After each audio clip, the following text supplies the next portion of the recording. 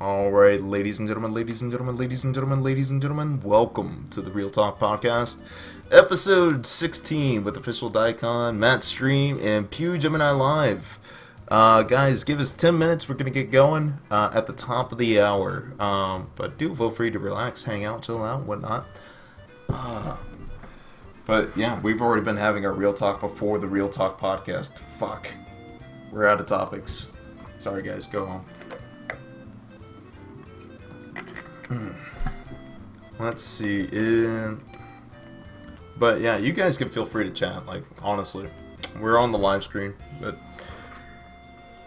what's up, B-Man? How you doing? And thank you for the host, Dingle Dots, and thank you for the host, Official Daikon. But thank you for the host, Matt Stream. Thank you for the host, Pew Gemini Live. Let's see. And Bunny Tails, Christine87, Sarcasm Powered, Bama Fan. Let's see, Doom Eye, Cookie Cat, and the Shadow Factor. Thank you guys. What's up, Spiff? How you doing? What's up, Raccoon Thief? Oh, by the way, you guys have mod powers. So in case anybody like tries to hit you, like tries to troll or anything, just feel free to knock them around. You can shoot to kill in my channel. You have the permission to. Oh, there you go. Oh, there you go. Fuck Gary up. Dirt. Right on the back. Gary up. Shit. He's already gotten drunk with power. I love it. Shit. What's up, Jammin' Mage? Finally, I'm going to catch this damn podcast. You know, Daikon was telling me about you. And that I need to check you out, man. And I haven't been able to check you out. I've been working too much. I need to stop working. What's up, Reaper? What's up, Zendarville? Zarvi? Zendarby, yeah. Okay. Like, whatever. Zen! What's up, Zen? God damn it. What's up, Froggy Man? How you doing, man? Oh, Jesse, I wanted to ask. Are alcoholic beverages allowed? Or what? Alcoholic beverages. Can I have a beer? I am not gonna stop you. Oh, okay. Honestly, we keep it here. Like, we keep it real, man. Like, it's the Real Talk Podcast. Do whatever the hell you want. I don't want you to, like, the one thing I don't want you guys to do is act like you gotta pretend like something else because you're on a goddamn podcast. Yeah. You know? Okay. Like, that would, just don't do that. Just be yourself, damn it. It's all good. I'm just looking for my absinthe, so it's okay. Well, fuck. I'm gonna bust out my wild turkey. Shit, we're gonna have a drunk Real Talk podcast. All right, I'll get a drink. Oh, a hot drink. Sorry, they want me to get my hot drink. Hot drinks. Really get you going. Oh shit. You got your wild turkey? Damn. Go wild turkey 101, buddy. Oh, that's actually pretty good. Yep. What's up, Gallifrey-Gal? How you doing? Gallifrey-Gal. 420 plays it on podcast. Oh shit. Thank you, Crazy Man 2435. Thank you for the follow, man. If we do, I will not cut off people to announce follows, but do appreciate your follows. Just keep in mind, if I don't get to every single follow, I need a little bit more. There we go. Oh, really? You saw the triple take, didn't you? Yeah. Oh shit. Cheers, mate. Cheers, guys. I ain't got shit. What the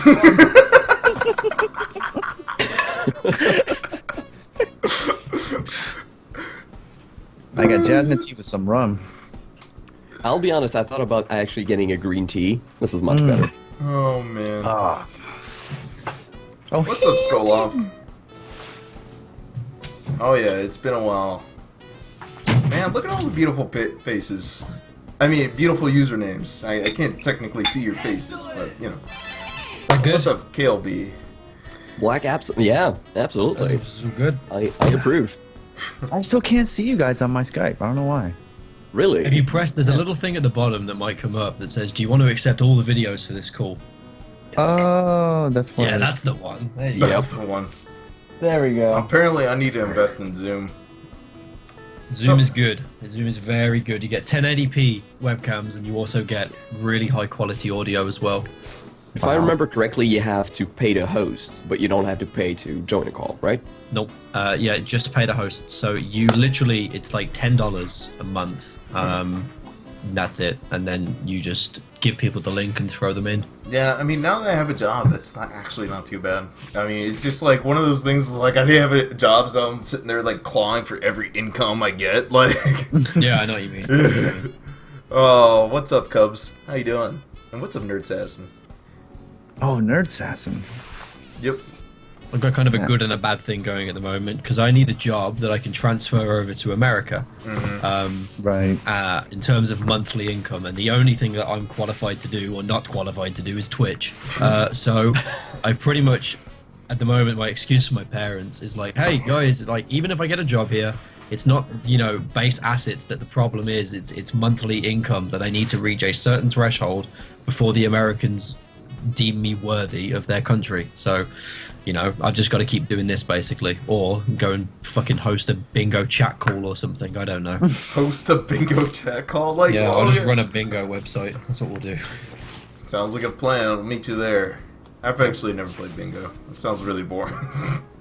Opened up today, like, there's this, like, opened up for me today at least, there's this thing where you can be a bingo chat moderator and get paid like £6.50 an hour, which is like $10 an hour. Really? To be a bingo chat room moderator. Pretty damn Fuck, good, what am I yeah. doing here on Twitch? Well, yeah. Right. I was like, well, I might just do that for a bit. Shit, It's not man. bad. I Sounds can't like argue you're with that. I get $10 an hour. That's ridiculous. Yeah. Oh, what's up, Lahar Fan GQ? I'm sorry, I always butcher your name, and I'm sorry. But Team Not Jesse, yeah, look at all that, assholes. I mean, love you guys. The Harfang QC. That sounds like someone who's from Quebec. By the way, guys, I'm sorry about that big block, but I decided to put the Q&A link at the end of the guest link, so feel free to, and once again, we have official Daikon, Matz stream, and Pew Gemini Live. Awesome broadcasters. Just gonna say, everybody who's ever on my podcast is here because I love them, and I like them, and I want to promote their streams. It's fucking lies. Oh, well, you called me out. That caught everybody off guard. Yep. I know he does that on his stream, and it still caught me off guard, god damn it. You bastard. Let's... What's up, Kiro? Thank you for the raid. Thank you for the host, man. Mini raid. Thank you. Hashtag Team Not Jesse raid. Ah, you bastard. It blended in with all the other hashtag Team Not Jesse. Fucking dicks. Problem is, this effect never comes through well on Skype. It comes through really well on the cast, but on Skype, it just comes through like muffled crap. I sound like Satan on the toilet. It sounds even more exciting when you say it like on the Skype call. Yeah. Or terrifying. I don't know what you're going for with that, honestly. Not me. Not a clue. Angry man sat in the dark. I had to put a Satan voice on. What's up, Samsonite D? What up, dude? Samsonite D, how's it going? Alright. So apparently we're gonna have a drunk podcast. Hype. Hype. So, I can't do a drunk so- podcast. I still wake up for 24 hours, unfortunately. Right. How's that going? I'm fixing my sleep schedule, so it's a 36-hour awake day. Oh, So shit. it's good fun. That sounds horrible. Yep. Oh my god. So guys, just so you know, we're gonna, well, you know what, I'll give you the breakdown in 1 sec. But guys, I'm gonna go ahead and link this to you guys on the Skype call. Boop-a-doo. This is the Google Docs form that has all the questions for the viewer Q&A, and I'll get into more details on that later. We got the first question, really? What color is the dress? Oh, my God. Really? Just drop it. Just Yeah. fucking drop it. Reaper's my troll. Don't mind him, little bastard. Fucking, he asked that every podcast. Dress has been goddamn discussion. Yeah. See you, Froggy. Alright, take it easy, Froggy. Thank you for coming by, hanging out, chilling out, whatnot. I'm not wearing a goddamn bow tie. Fuck that shit. Fucking bow ties. Oh. So, guys, it is the top of the hour. Let me go ahead and get us kicked off. Ladies and gentlemen, ladies and gentlemen, ladies and gentlemen, ladies and gentlemen, welcome once again to the Real Talk Podcast, episode 16. My name is Jesse. I'll be your host for the evening, as every Tuesday evening, if you haven't figured that out by yet. So, guys, just so you know, like, once again, we have Pew Gemini Live, we have official Daikon, we have Matz stream. Just to give you guys a breakdown, if you're new to the Real Talk Podcast, we're going to be doing, kicking off the podcast with our topics. And then, basically, anything that has social interaction with Twitch, anything of the sort, dealing with, how we communicate with each other on Twitch, viewers, streamers, alike. Thank you, Skoloff. I like my tattoo. Let's see. But, anyways, I was on the hipster Kuro. He was on the podcast before it was cool. God damn it. Fuck you. Thank you for the host, Samsonite. So, anyways, ladies and gentlemen, without further ado, I'm going to start introducing our guest here. And one more thing, guys. We started this last podcast, and I want to do this one more time. Let's see. As we go through each guest, I want you to spam some hearts if you follow them. And let's see. What my goal is going to be is that by the end of the night, when we do this once again, I want it to double. I want you guys to show these guys some loves, drop them some follows, show them some support, and by the end of the podcast, we want to double the amount of hearts they get. Time to get 0 hearts. Well, on that note, let's start with Pew Gemini Live, who has probably the least amount of hearts. Tell us what you're about, Harry. What your stream's about, and who you are. Hi, I'm Harry, Pew Gemini Live. I'm a partnered streamer on Twitch. I stream pretty much every day. What do? I shout at people, so if you really enjoy being shouted at and called names, this is the perfect place to be. If you like just getting told that you're terrible at everything, then come on in. If you've got nothing better to live for than this podcast or this show, my show is perfect. No, I'm kidding, but for real, no, you're actually right. Yeah. No, for real. I play difficult games, so like Boshi, Dark Souls, anything that's hardcore really. And try my best to just be entertaining and variety. I think my accent drives most of my viewer base though, but that's around about it. Alright, word. And then next up, we got Mr. Matz Stream. Once again, guys, if you got hearts, spam them for Mr. Matz Stream. And what's your channel about? What have you been up to? What do you plan on doing? And give us a breakdown. What's going on, man? I've been streaming for about 10 months. It's been going pretty well. I'm having fun with it. I play basically any game. I think Variety Streamer says it all. I've been playing Simpson Hit and Run recently.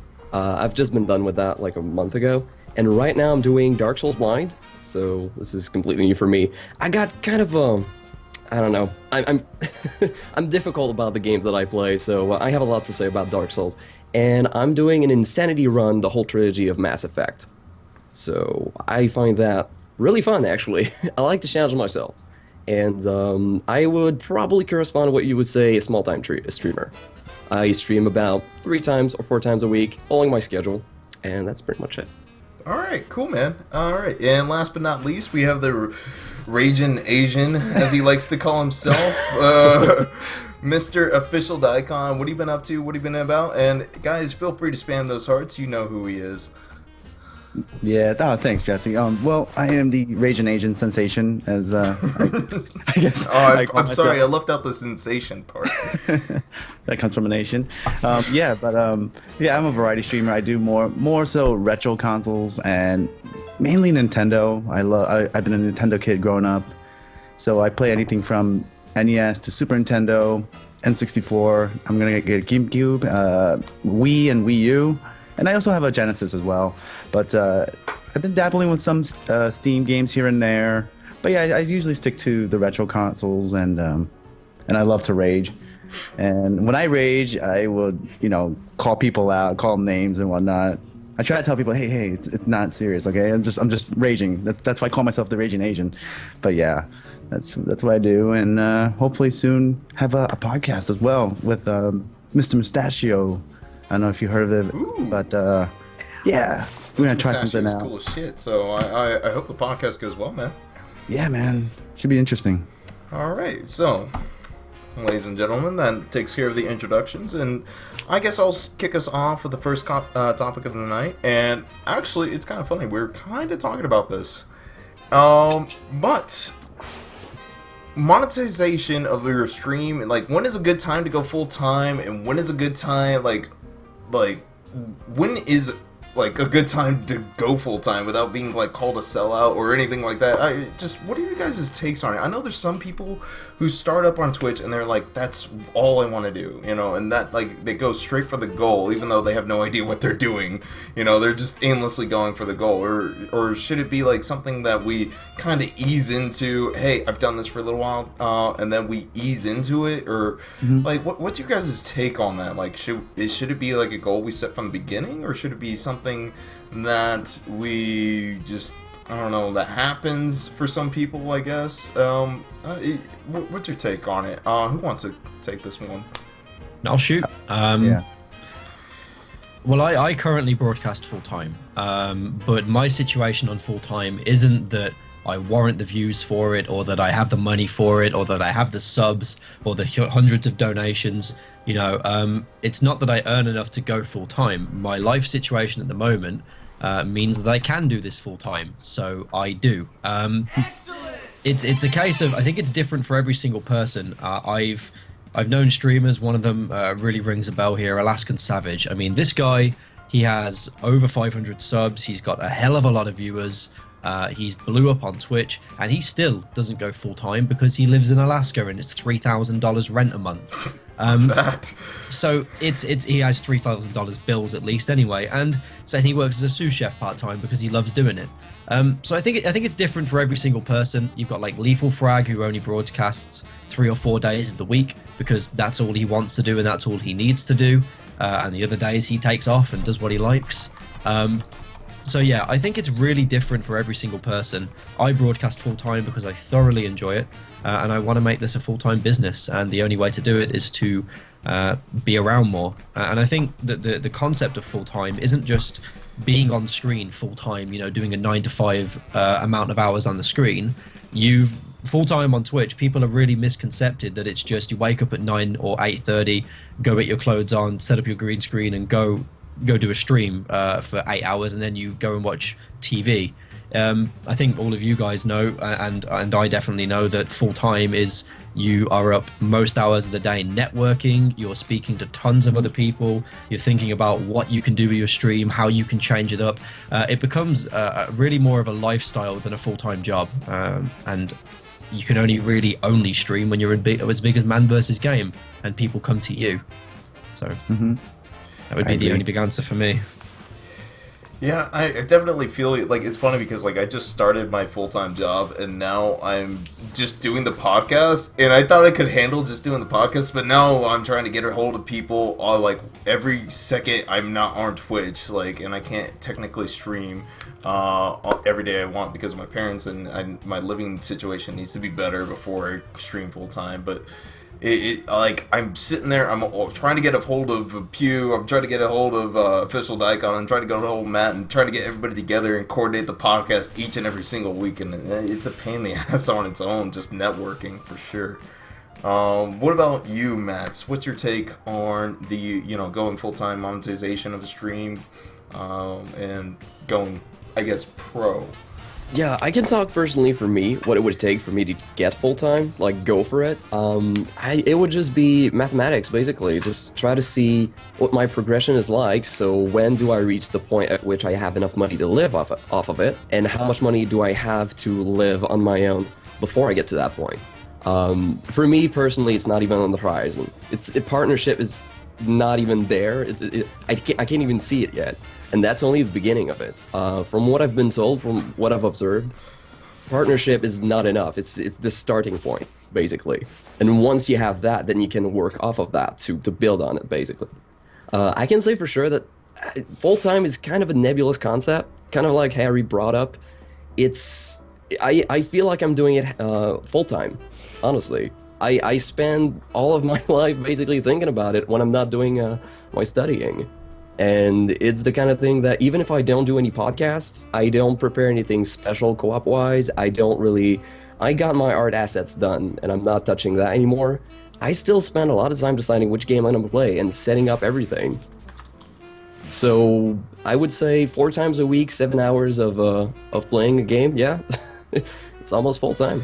Yeah, I'm not gonna lie, it's annoying how much things you gotta test before you actually put it on your stream and things like that. Like there was one point like where I didn't do any of that, and I would have games that didn't work as I wanted to stream them. That's always a pleasure. But Daikon, I'm assuming you're going for full time, or you're considering it, or like, what's your take on the whole thing on monetization on stream, and when's the right time for it? Me personally, I don't like Matt said. I don't think we're anywhere near partnership. But like I agree with everybody else.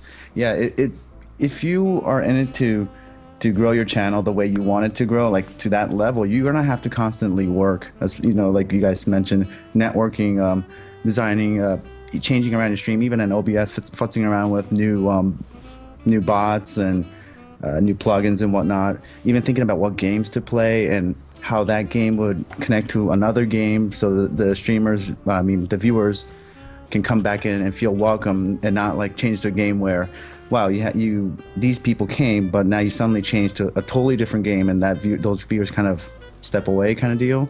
So it's kind of, there's a lot of things to think about, and yeah, you're right. It is a full-time job on its own, especially if you stream more than 3-4 times a week. As far as monetization, I've not thought about it yet. I would like to at one point, but I think at the end of the day, I think with health insurance and everything costing so much in the States, and I live right by New York City, so rent is really high here. So I would probably keep a full-time job, and then, like Alaskan Savage does, just do this more or less on a steady schedule until I'm at that point, which I don't foresee yet. So. Word. Now, Harry, since you are a full-time broadcaster, is there any advice you can give for anybody who's actually going for the full-time broadcasting, or anything you've done that you've trial and error that you figured out through Twitch viewers or anything of the sort? Any pointers, I guess? Well, I mean, for me, the full-time thing is still quote-unquote, because I don't earn enough to warrant being a full-timer, but even now, I mean, I've been on Twitch nearly a year and a half, and I still am testing stuff every day.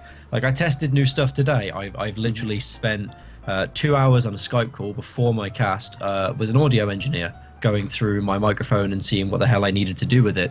And that guy is just one of my viewers who offered to help me out, and I'm changing stuff up every single day. Like, I've literally changed all my panels yesterday. I'm networking with brand new casters that I've never seen before, getting to know loads of new people. It's a never-ending thing, and I mean, I'm still growing. I'm not even, you know, I'd still class myself as a very small caster who's not massively well known. But like, it is a constant growth thing. But full time is when you know you can turn on the stream at 100% guarantee every single day that you are going to turn on, that you are not going to be shy for money, and you are not going to be dropping viewers. You've got your regulars there, you've got people who are going to turn up no matter what you play, and it's like at work. If you turn up and you have an off day, you can guarantee that you're not going to lose your job over it.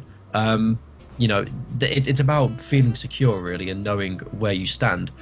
But as said, as Matt said, partnership is only the starting block. It's only really to get your feet on the ground so you can start running, but the track is a really long one, and most people now, like Lethal Frag said, Twitch is a completely different animal. If you started Twitch 2-3 years ago and just broadcasted every day and didn't network, that was enough, because people would come and find you. But now there's a ridiculous amount of partners, like 10,000 or something stupid, and there's a ridiculous amount of people on Twitch. People aren't just going to find you in the directory. You got to put your name out there without seeming like an advertising scumbag, and you've got to find a way to get people to like you on not only a level of a broadcaster, but as a person, so that they can help you out as well. Fuck, I'll never be full time. It's hard. It's a really hard thing to do. It's impossibly It hard. is. And you've also got to choose people to like. The style of my cast is only very similar to like quite a few casters. The way that I run things is quite honest and quite brutal. And if someone is an idiot in my chat, that I'm not shy to tell them. A lot of people will just be like, "Oh, hey, yeah, cool thing," and they'll just ignore them and get on with the cast. But I will literally spend time out of the cast to tell them that how stupid they are. And a lot of people find that entertaining, but some people find it offensive and it's borderline, and a lot of people will leave. I can think of about 2 or 3 casters that do that, and only one of them that's full time, and who do it to the extent that I do it. Yeah. Excessive profanity being one of them, and even he has had to change up his cast, because he could. He could have Twitch staff in there. He could have anyone in there. So he's got to be careful about what he says, how offensive he gets with people. Like Elegy of Games as well is very honest with people, but he doesn't go to the full language extent that me and Cody use. Dropping C-bombs and whatnot every 20 seconds. It's just one of those things. It is just one of those things where you've just got to feel comfortable where you are, and you've got to be sure that you're doing the right thing. I mean, as said, I'm changing stuff up to kind of go a little bit more shallow or go more in places, and it's a crazy roller coaster. But eventually, you kind of figure it out, and you say, "Hey, look, this is where I get my most viewers. This is where I feel comfortable. This is where I'm at, and this is where I can go full time, and this is how I can do it." So. Yeah, another thing I was going to ask you, actually, is that you said you started as a Dark Souls streamer, and then you moved into variety casting. You said you moved away because of the community, but, would that be better if you were to stick with that one game, or... Well, my journey on Twitch, I actually first started, I was a Dark Souls only caster at one point, but I first started playing only card games. Yep, and I used to not sit in the dark. I used to sit in the light with a beanie on in my room and have a very crappy webcam and a crappy microphone, and that used to be it. That used to be my start. I had a condenser mic. It was all right, but it was USB and not anywhere near as good as I've got now. And I played a card game called Might and Magic Duel of Champions, and nobody, when I mention this game, has ever heard of it. It's in the Might and Magic series, but it's a card game spin-off. Within my first month of casting, I had 250 average viewers. Within my first week or month, even. After that, I started in October. November and December, I averaged 200 viewers. January, I averaged 150. The end of January, the game died. There was a bad update, and everybody left. And my cast went down to an average of 60 viewers. Oh, shit. I quit the game. I became a Dark Souls caster for about half a year. Dark Souls 1, I averaged 200 to 250 viewers again on my first playthrough. Dark Souls 2, I averaged more like 70, 80, just because I stuck within those communities. But every time a new game got released that I wanted to play, and I did decide to play it, I had 15 viewers. Every time there was something that I wanted to do that was other than Dark Souls or other than card games at the time, all of my viewers left. Every single one of them left, and it was a case of they were watching me for Dark Souls and they were watching me for card games more than they were watching me for me. They didn't need to get to like me as a person because I was giving them hints, tips, and advice on how to play the game and how to get better. That's what they were there for. They weren't there to make me be funny or make me entertain them when they're sat there with a tea. So I changed up my cast completely. I literally flipped it on its head. I said, I'm sick of only playing one game. I'm going to go variety and be an entertainment broadcaster more than I am an advice and just one game only broadcaster. And that really took a hit on my view count. The first month or two that I did that, I was on like 10 viewers a stream, and I was lucky to get 20 because most of my community ditched me, and I lost about 1,000 or so follows over the next 3 months. Because people don't want to be in a street. People suddenly have to come from liking you for being good at a game to liking you as a person, which is two entirely different things.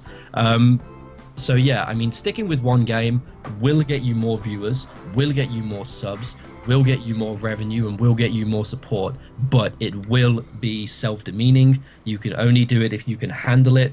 You know, if you're willing to wake up every morning and play Hearthstone for 8 hours, then be my guest, go for it. It is difficult to keep up with things, but you've got to accept that when a new game drops, unless you're one of the biggest casters for the game, you're stuck. you're stuck playing just Hearthstone. You know, Trump, for example, I guarantee you he's probably not going to touch Bloodborne, and if he has, he's not going to be as big as Man or any of the other people casting it, because he's a Hearthstone player now or a StarCraft player. So I kind of want to ask, what kept you going when you were dipping so low? Well, I was at the time, I used to work at a bakery, and I got fired from the bakery. That used to be my pretty much my most time. It was kind of between part-time and full-time. And that was a really crappy job. Like, I had a crappy everything. And all of a sudden I come on Twitch, hundreds of people start watching me. I start feeling pretty good about myself. And that kind of kept me going for nearly a year, really. And I was good for that. But then at one point, you kind of get too big for your own boots, and you're like, you know what? I can't be bothered with just casting one game. I'm getting bored. People will watch me whatever, and they don't. They do not watch you whatever. You gotta, stick at it and break into communities and get people to like you as a caster. It's really difficult, but the view count, in all honesty, as bad as it sounds, and the people in the chat, keeping a consistent chat and knowing that you're just gonna have messages all day, keeps you going. It distracts you, and then all of a sudden you're like, oh, it's 8 hours later. I'm gonna go to bed. So it's just consistency. Everyone has that time in their chat where no one said anything for 20 minutes and you want to close the stream. So I wanted to say that the magic words really is consistency. Yeah. And it's hard to see what it is, though. It's hard to see the baseline. Like you said, you had 250 viewers and then it dipped to like 30 or 20. So yeah, where's the baseline? A good stream now is if I get 60. If I get 60 viewers in a stream, it's an alright stream. Like today with Boshi, I got between 40 and 60 viewers, which was pretty cool. And then I got a raid from the developer of the game, Solgrin. He raided me, and I'm good friends with him. I speak to him every day, and now he's helping me out, and that massively helped out my cast. But as said with raids, people have got to like you. So if they don't like you and they like Solgrin drawing anime girls on stream, then they're not going to watch me.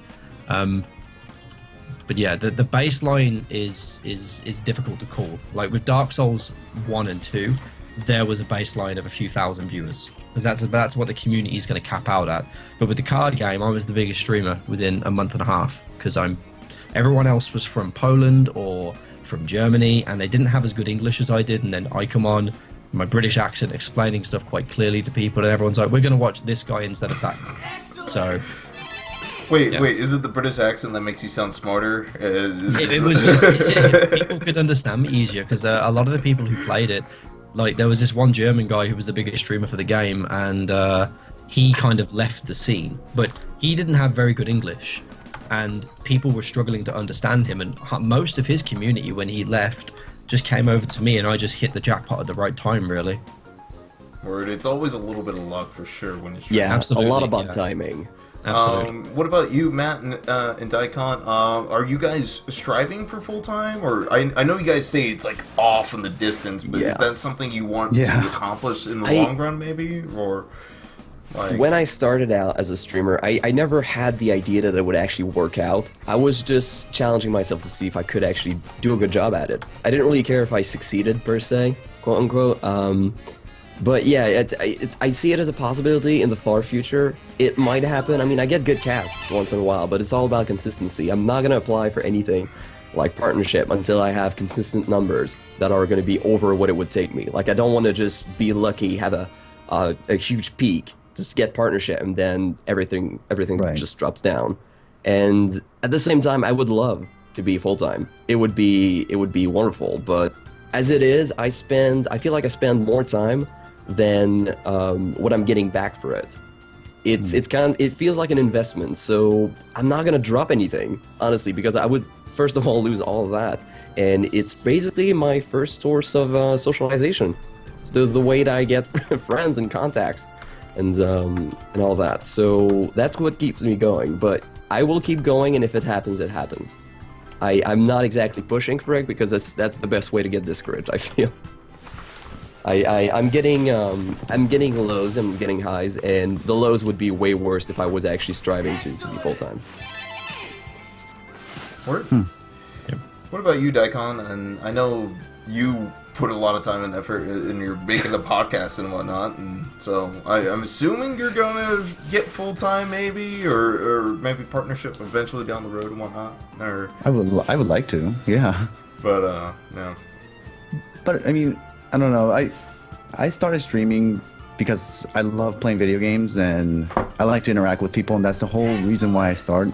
I try not to really look at the viewer count too much or dwell on it. You know, I know some people mention that if they go below a certain number, they shut down the stream as it feels like a failure or something. And I never thought it that way because, you know, even if it's 4 or 5 people sitting there watching, even if they're lurking, if they are watching, those are people that take time out of their day to watch your stream. So it's like having a business. So there's 2 customers inside the store. Are you going to close down the shop because there's only 2 customers instead of 15? You know, I know it might be painful sometimes, but I just go back to why I'm doing it. And I'm doing it because I love the game and I appreciate everybody that comes by. So I try to make it a social thing. If people are quiet, hey, that's cool. That kind of gives me a time, like a little bit of a break and concentrate on the game. And if some people comes by, hey, that's cool too, you know? I think I average about, nowadays, I average maybe anywhere from like 15 to 30-ish. I'll never get as high as when you rated me, Jesse, when I went up to like 80 or 90. I haven't gone anywhere close to that since, but again, I agree with both. Yeah, you guys destroyed my internet. But yeah, like I agree with Matt and Gemini as well, is that it's just consistency. Just keep doing it, and people that really like your stuff will keep coming back. And that's kind of the core that I want, and that's kind of the goal that I want is having a family. So when people follow, I say, welcome to the family. I want more of that family-oriented stream where everybody knows each other and we can talk, whatever game I'm playing. If I'm playing a raging game, they can make fun of me, that's cool. But you know, if we're playing a challenging game, I want people to help because I totally let backseat gaming on. I don't care. As long as you're not ruining the game for me, it's cool. We can kind of beat the game together. So like the whole stream comes together and beat the game together. And I don't know, that's what I want. So if I can get partnership from going that route, that's pretty cool. Yeah. Yeah, I will say that it's funny because like I stream like very, very minimal right now. Like because I started my job and I needed goddamn income. Nothing personal, guys. I love you and all that. But when like what was it? Just yesterday, I broke down and I got tired of playing the game and I just sat there and I just real talked, and then I did an impromptu podcast yesterday of just randomness, and like, you know, I just it's an amazing feel that some of the people that come through the channel and they go out of their way to see me and hang out with me, and it's definitely become more of a family community, I guess, like you said, Daikon, and it's a great feeling. Like you got people who come in lurking for the podcast and lurking and waiting for this to go live every Tuesday, and it's just a great feeling to me, the community and all that's built. And honestly, I would love to go full time, but it's not in the cards right now. My living situation, living with my parents, I need to get the hell out of there. So that's priority number 1 for me. Once I move out, maybe I'll consider it, but you know, until then, I got a job that's going to provide me more money to get me the hell out of here faster and then be full time. Maybe, you know, so I'm doing what I can to make that happen. You know, got to take care of your life before you can take care of, you know, before you can do Twitch and really. But let's see. I agree. I believe that's it for our monetization topic. If anybody wants to kick us off, eeny, meeny, money, mo, I pick official Daikon to go. What's your topic, man? Well, you know, when we were talking about networking, I want to ask you guys, what do you look in a streamer when you guys go out and network? And, you know, same goes to viewers too. Like, what are you guys looking for streaming? What makes you hit that follow button? I mean, aside from just networking and stuff like this. I like somebody salty, which is why I like all of you. I just like generally just like real people. Like honestly, people who don't like put on a show. They aren't going over the top or anything. I mean, I guess that's good every once in a while for me. But realistically, when it comes down to it, I'd like a mellow and I like a real person who with real thoughts. I'd like to hear, you know, a streamer who just lays it out all on the line. You know, that's personally my kind of casting style. Is one, I am, you know, I'm a very salty person, admittedly. And 2 is that, you know, I'll just break down and I'll, you know, just like just stare at, like, there's times, like, I'll go 30 minutes just on the webcam screen, just BSing with people, and probably don't mean to do it that long, but that's just something I do every once in a while, is that I'm just like, man, I'm like, this game's getting me riled up, let me talk to you guys, what's going on in your guys' heads, what's going on in your guys' life, and that's something I personally value, so I look for other streamers who do, you know, somewhat the same thing and keep it real, basically. I don't like BSers, really, or people who put on a show, or people who are trying too hard to get partnered at a certain point. I guess that's half the reason why I brought up the first topic, you know, is because, like, I feel like there's certain people, they go out of their way and do all this crazy shit to get partnered and all that, and I'm like, I'm just gonna be me. Fuck it, man. Like, if you don't like me for me, well, it sounds like a personal problem, you know. So, what about you, Matz? I guess the word I would be looking for is genuine. Genuine. My God, why did I think of that word? It's fine. I had 5 minutes to think about it. I came up with one word. Genuine, I think, is the key word for me. That's what I do, and it really tells a lot about what the person is there for as well. If they're not being genuine, it might be because they don't actually want to stream to interact with people. They don't necessarily want to stream to have fun. They want to stream to maybe look good or even get partnership. Like you said, it's usually linked. You can want to strive to get partnership and strive to actually make it on Twitch, quote unquote. But you can be genuine in the same way. It can be used, being genuine can be used as a tool to get there. But some people just don't see it as a possibility, and it works, both worked. But in my case, I prefer someone who's being genuine. But as we can see with YouTube, as we can see probably on Twitch, although I don't follow them, if you're acting, if you don't necessarily look like you care about the people who are in your chat, it doesn't necessarily matter. Like, people are going to watch you either way, and some could even argue that it works better that way. And you can also act like you're being genuine as well. Like, you can be such a good actor that you look like you're genuine, but you're not. Shit, he's catching on to me. That's... Got my eye on you. Son of a bitch. What about you, Harry? How do you pick your networking peoples? It's pretty much all the same. Like, I look for people who are real people. I mean, it's very easy to go into someone's stream, and there's this current hype train on Twitch that is quite literally just be a hype train. There's people who go live, and I mean, one of the things that I absolutely hate the most on Twitch is hype. It's so long of a list that I look for things in casters that I hate more than what I love, to whether or not if I'm going to turn off or stick around. Like, I've watched people before for 3 hours and they've done something I didn't like and I left. Like, and it's as simple as that. Like, I won't hit the follow button for so long. And I'm really quite picky with the people I network with, and it's a terrible thing that I wouldn't offer it as advice for anyone, because it is the worst business practice ever. But it is just a personal preference. Like, I've rolled into channels that have quite literally started their cast with, okay, hype, and this has lasted like 15 minutes, and I'm like, you hit start streaming. That's all you did. You went into OBS and hit start streaming. You've done nothing today. You have done like you have screamed at people to get hype over something that you haven't done. Like, go into the game, go get a world record, then go get hype. You know, go beat a boss, then get hype. Go get subs, go get followers, go hit a benchmark, then get hype. Don't just start the stream with, I want to see hype in the chat. I'm like, why? Why do you want to see hype in the chat? They want to see hype in the chat because it gets people excited. And when people are excited, they plug the stream. Oh my god, it's so great in here, and I think it's just a big kind of bullshit act. And I kind of, when I see that, I switch off straight away. But if I see someone roll onto the podcast and be like, hey, I drank too much last night, I'm going to be really hungover today, hope you can deal with my shit, let's play some Boshi. Like, I'm good for that.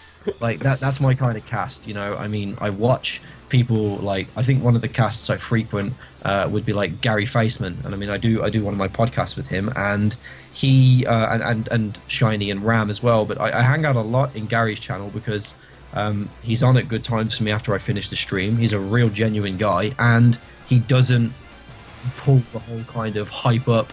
And also, he's really salty like me, which is just excellent. And I think that shows a lot of realness. So why'd you purge him at the beginning of my cast? Just to piss him off. It's brilliant.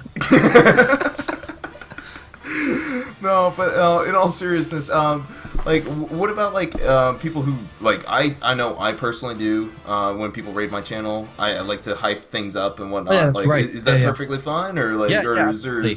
like where is the limit between hype you could draw? I mean, Well, it's a personal thing. I mean, if you've just gone and taken a shit and you think that's worth hyping about, then you go for it. At least you've done something.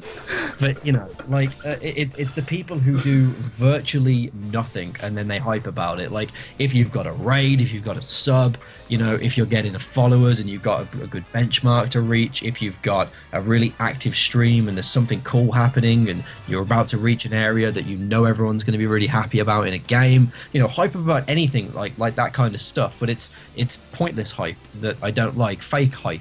Like when you roll into a nightclub and there's no people in there and the DJ is like, yeah, let's get hype, and it's like there's no one in here, So it's not even a case of view count either to that analogy, but it's just when there's nothing happening and then all of a sudden everyone starts going crazy. I find it a little bit kind of arrogant on stream really when people do that. So that's one thing I look for that I do not go with. Mm-hmm. I will say, like, one of the things, like, because the reason why I was asking is because, like, at a certain point, like, like, I understand getting hyped for nothing is absolutely stupid. But the thing is that I would get a little bit weirded out if they weren't hyped about something. Like, you want a positive streamer and to do positive things. Like, when, like, something like a raid happens or a sub happens. Like, in fact, some of the streamers I hate when they get a sub and they're just like, thanks for the sub. Like, it's just like they're fucking dead to the world already. Like, what the... Like, and that bothers the living hell out of me. Let's see. My god, they're trying to post links. They're trying to post my link. There's someone that asked... just click on official Daikon's name. Jesus. Our Taxian, please. I love how my regulars don't know that there's a link purge on there. Idiots.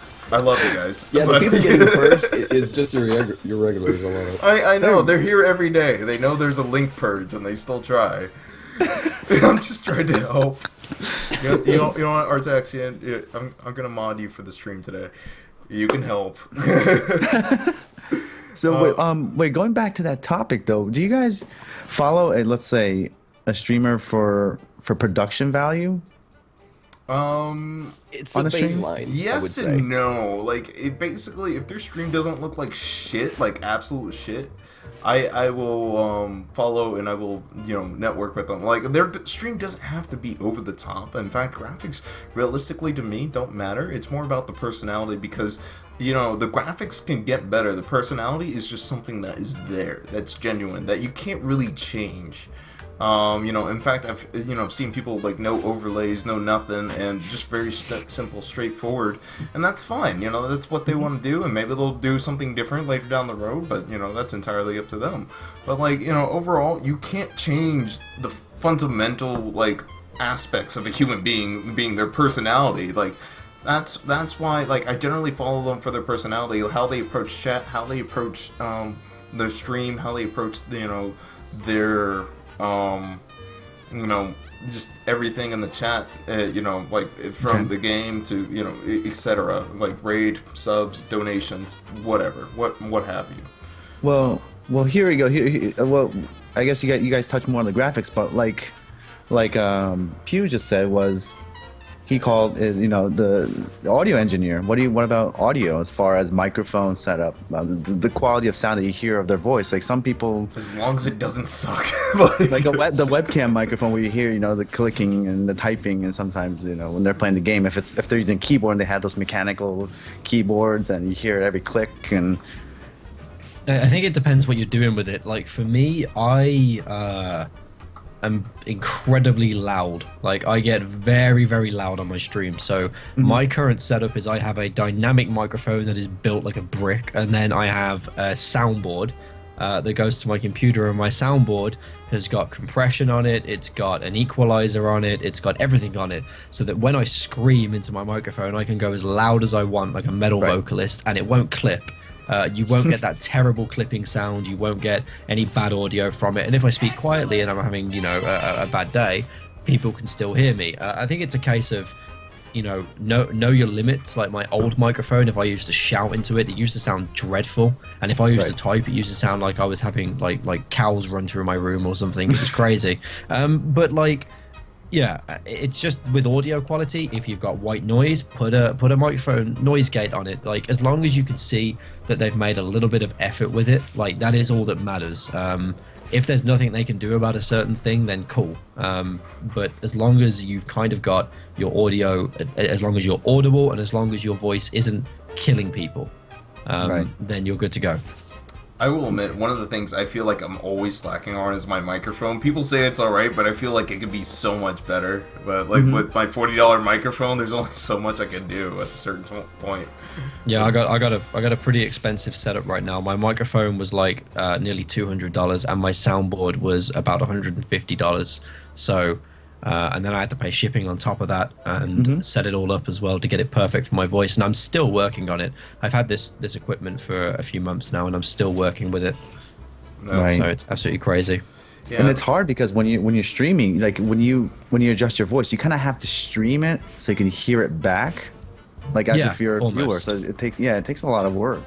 It does, yeah, it does. You just have to record lots of samples and check it all back. I mean, but the recommendation I'd give to anyone who doesn't have, your big expensive XLR microphone and your soundboard, and you're just using a standard USB microphone, is get a software mixer. That's the only thing that I could really recommend. Is get a software mixer, get a software equalizer, and as said again, I'm just going to keep mentioning him. Gary has got a software mixer on his microphone. He has a USB mic, and it sounds better than my microphone at times because he's set up the software mixer perfectly, and he has a standard condenser USB microphone that is not really anything massively special, so to speak, but he's set it up correctly. Right. And then the only thing with software effects is it might add a little delay to the audio, so you might have to adjust it within OBS or with the whatever video, streaming yeah. software. Right. Just offset the videos, yeah. Yep. Interesting. Well, I mean, one day I'll look into that, but I'll send you the stuff for it. I'll send you the stuff for it over If Skype. you could, man. Remind me after the stream. Yeah, definitely. I'll send you some software because stuff. I'm always looking to improve the broadcast, even though I mostly just focus on the podcast right now. Every little bit counts, man. Like, Yep. But let's see. Oh, sweet. Let's see. I believe is that it for the networking topic, and we want to move on to Sure. Matz. Yes. What you got for us today, Matt? Okay. You kind of like stole two of mine. I had three. So. Okay, that one's kind of cliche, but I guess what would you tell yourself? Like right now, you can go back and tell yourself your first stream. You can be in the chat of your first stream. What are you going to tell yourself? You suck. What would you do differently? I would tell myself I suck. Stop right now. It's not too late to turn back. Yeah. Yeah. I would troll the shit out of myself because I wouldn't know how to handle it back then. Wow, you would take the piss out of yourself. Cool. Probably. I could maybe rephrase to say, what is your biggest regret? Like, what would you change? What would you tell yourself to change? Actually, absolutely nothing. I honestly, the way I look at every stream, and this is the same way I'm gonna look at life as well, is that every mistake you ever make is something you learn from. So there's no regrets ever, as far as I'm concerned. I fucked up a lot of times streaming. I like setting up my equipment, setting up my OBS, and setting up my overlays, setting up the games. Trust me, if there's something to be done on a stream, I fucked it up at one point.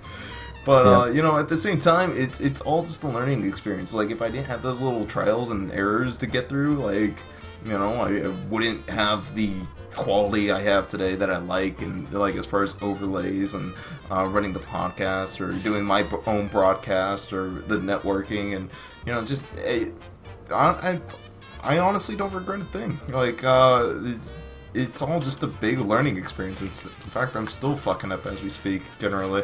And it's like Pew said, where you're testing constantly because there's always something new coming out, and it's always something new to learn. And I think that's one of the things I like about streaming, is that it's just never ending of trial and error that you're just gonna have to get through, and you get better with experience. Well, is there something you regret, I'm assuming? Yeah, I brought it up. I had something specific in mind, and sadly, it's not a kind of thing that I can just like change, and then it's not going to be like that anymore. It's my username, and I thought that I would be the only person have that problem here, but I mean, I actually every don't kind of like my internet username, that but have it's... games, live. I have PewDiePie's TV. name in my name. I know.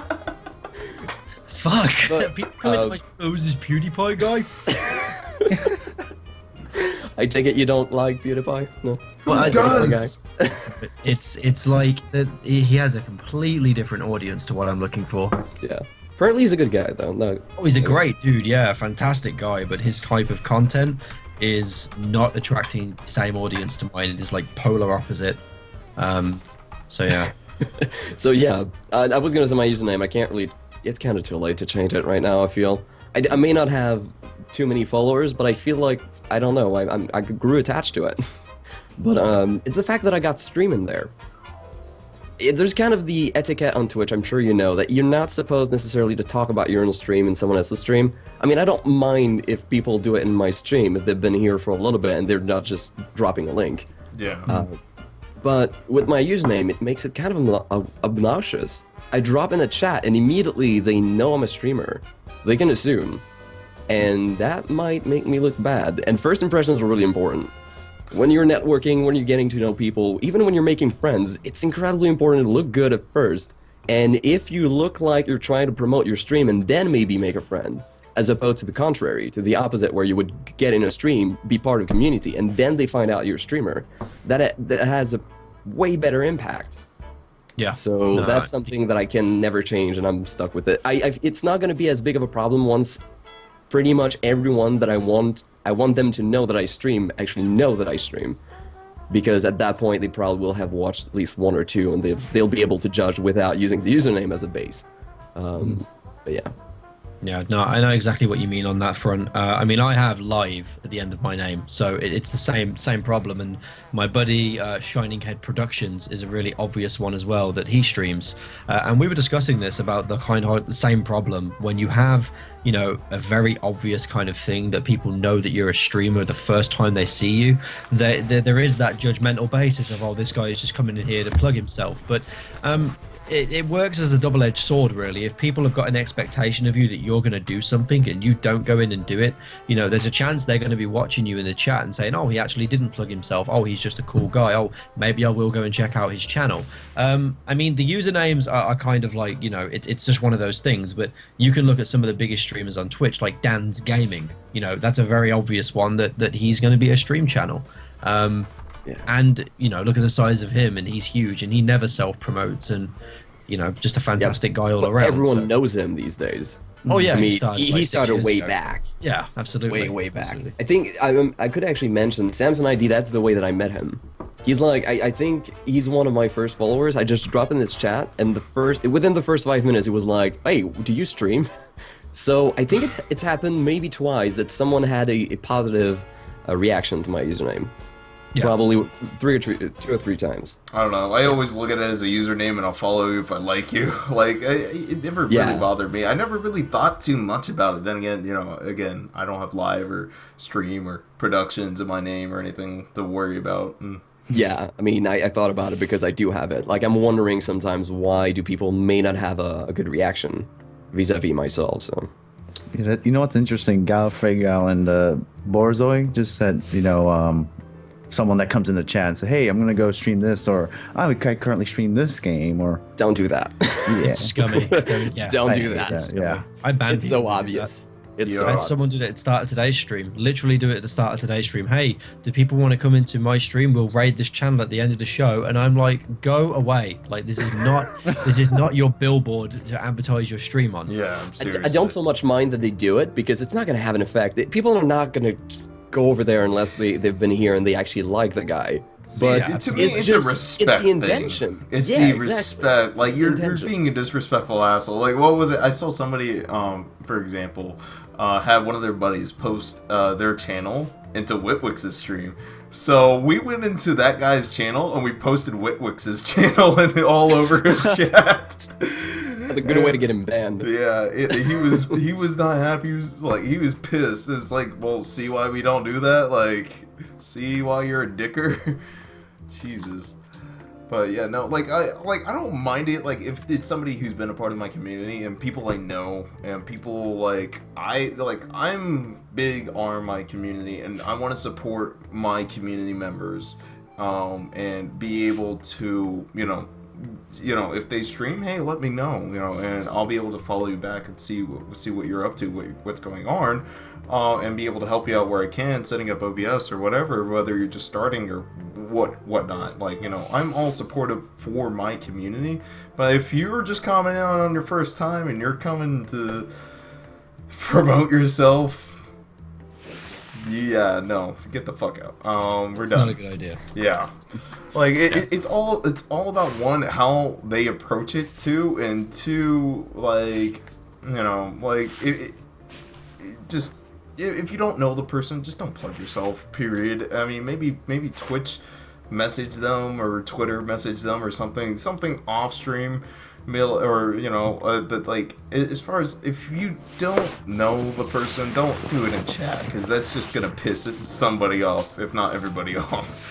And nobody's going to be happy by the end of the day. I think it's like a time and place thing as well. Like, there was people, I had this one guy in my chat called the Semo, and he comes in every cast. Fantastic dude. One time I was talking about speedrunning, and he'd only been in my stream for a couple of days, hung out for a little bit, and he was like, oh, I actually speedrun Super Meat Boy. And I really like this guy, and I look forward to him coming into the chat. He was absolutely fantastic, a member of my community. And he mentioned that in the few days that he'd been there, he'd subscribed, everything. And then he mentioned that he kind of streamed, and I threw the guy a raid a few days later, because I went and checked his stream out, and it was good, and I enjoyed it. But there was a time and a place, I was talking about speedrunning, and he kind of dropped out that he was a speedrunner. He didn't just hang out for 3 days, subscribe, and be like, hey, by the way, I stream. That's not something that anyone should ever say, but there is a way to kind of make it obvious to people that you stream. If you're a small kind of streamer and you're starting out, the best way to do it is to raid them. If you want someone to know that you're a streamer, throw them a raid, throw them a host, throw them some Twitter love, and that's how you do it. They'll check out your Twitter, they'll see you're a streamer, and not everyone, you don't go unnoticed by everyone. You don't have to have somebody actually vocally acknowledge that you're a streamer for them to know it. But at the same point, it can be more damaging to let people know in the wrong way. Right. Yeah, I think that's how you found out that I streamed, is because I hosted you one day after I was setting up a bot early in the morning, and you're and honestly, your reaction was more than I ever expected. You were like, "Oh, I had no idea you streamed. Let me toss you a follow." And I was really surprised and humbled by that, that you were so chill about just a little tiny host or something like that. But one of the things I will say is that do not host somebody and they have no idea you stream, or you've never been in their channel before, and then expect a positive reaction back. Give it time, for you to be a regular, or you to be more consistent in the channel and whatnot, before you expect anything in return, quite honestly, because there's people who it may get taken the wrong way with some people, where they think they're trying to promote your stream, or promote their own stream by hosting you or something like that, or me, I'm totally cool with it generally, but and it's just there's people I've rated random streams before, or rated a stream I really wasn't very talkative in, and I lurk a bunch. But they're like, oh, hey, that's cool, thanks for rating, whatever. Then they weren't too thrilled. They had no idea who the fuck I was to be thrilled about, So and it kind of seemed because I kind of see where it's coming from, because people think, oh, this person's rating me to get the promotion that my channel has or something. They're trying to get publicity that my channel has, and so just I would recommend just being a regular for a little bit before you do anything, rating and whatnot, because I don't want you to be, rating somebody and then expecting something in return right away. It just doesn't necessarily work that way. I would add that if I get raid or hosted, they can expect my attention, but not my endorsement. Not right away. I'll just check them out, and then I maybe will recommend them. I mean... especially if they stick around. It's good practice. I'm Don't just very careful about it. I'm the type of person who, like, if I get rated, I'm like, look, this guy directly promoted me. I'm going to directly promote them. I may check out their channel and be like, maybe I don't want to deal with them again or whatever. But, you know, I will at least during the raid, I'll be like, look, man, thank you for dropping the raid. Let's drop them some follows and whatnot. But, you know, like, the thing is that I don't even think there's some people who don't even do that, you know. So it's just like, just gauge your target, I guess, is what I would say, you know. Exactly, yeah. Normally what I go with is if I get a raid from somebody who I've never seen before and I don't know who they are and I've never spoke to them, never seen their cast, the first thing I do is I go, hey, cool, you know, I didn't know you were a streamer. I've never seen your channel. I'll throw you a follow. I'll definitely check you out, guys. If you want to throw this guy a follow and you want to check him out with me, then go ahead. But I don't know what his cast is like. It's probably pretty cool if he's raided me, or I'll make a joke about it or something. But it won't be a full-on plug. But it's a case of I made a mistake once. I promoted this one girl streamer who threw a raid to me, and I went in her channel, and it was completely against everything that I was against on Twitch. Like everything. I was like, she had cleavage out, she was pandering to compliments all day, she had like the whole donation thing across the stream, like a biggest D and stuff like that, that you know, a lot of female streamers seem to think is the thing to do at the moment. You know, I'm not going to have the widest V as my fucking donation.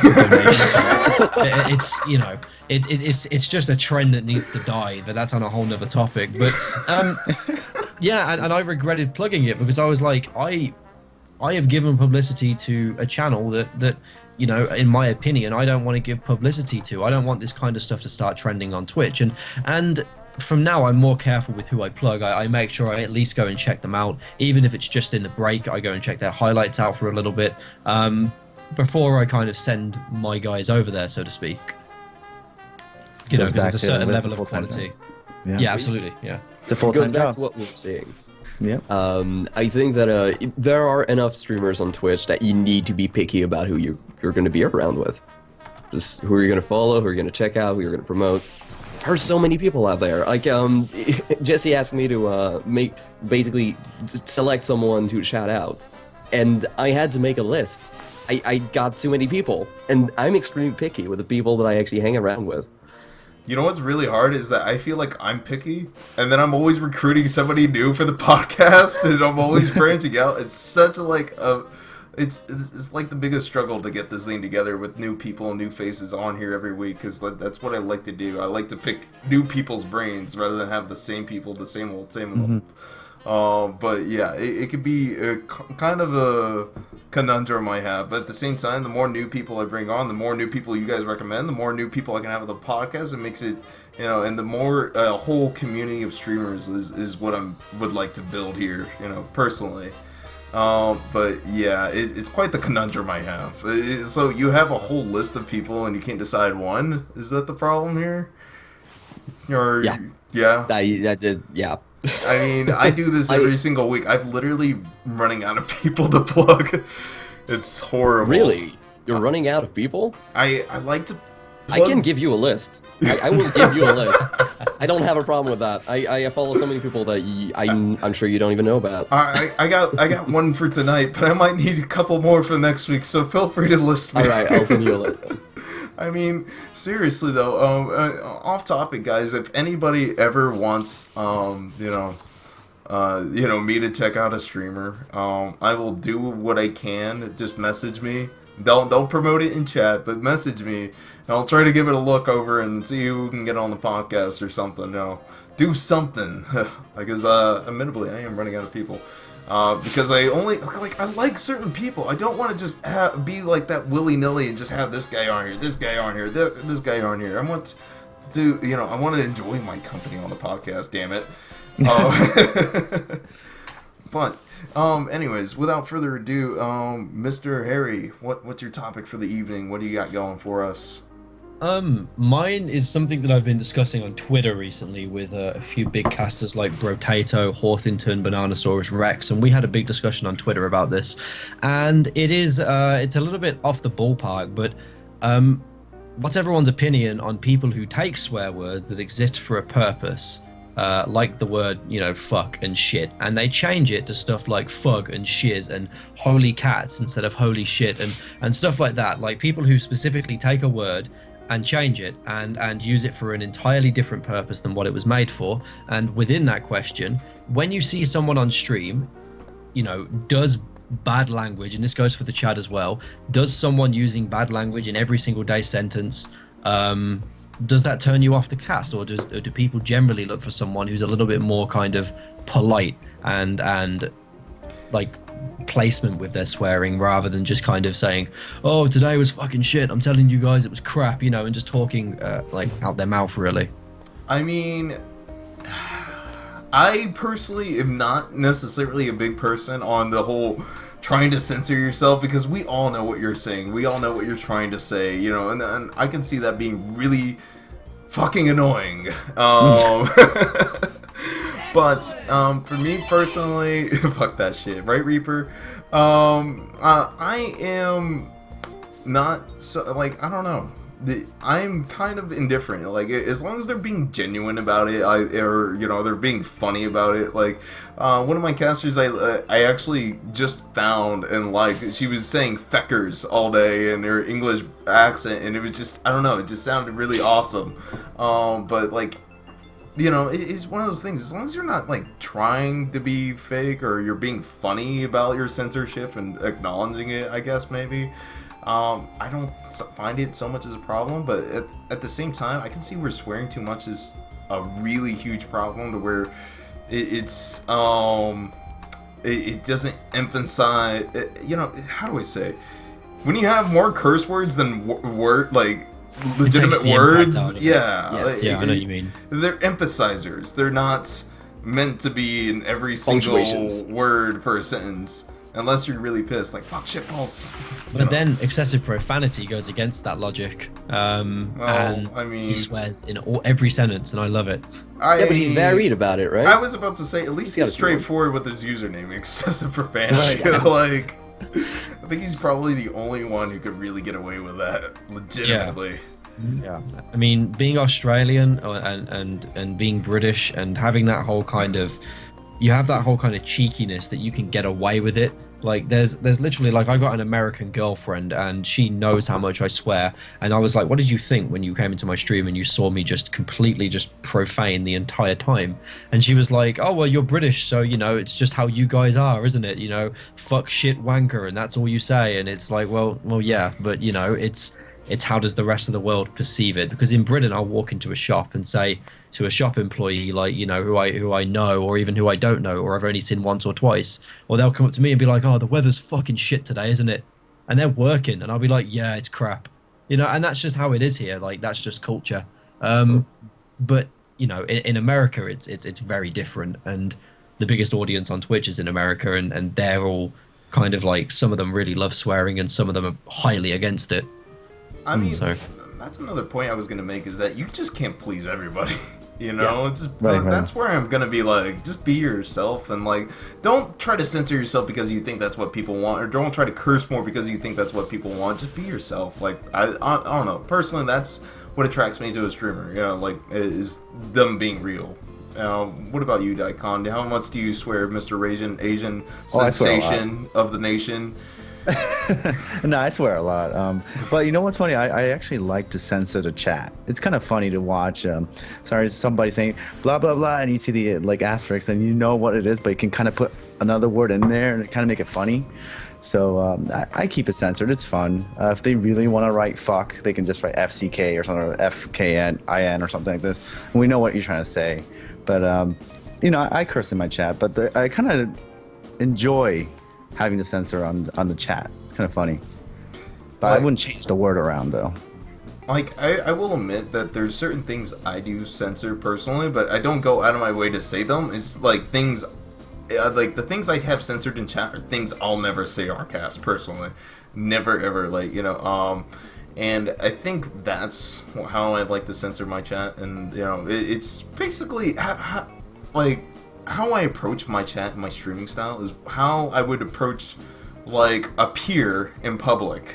Like, and that's you know, because I do curse a lot. I do say shit, ass, fuck, whatever.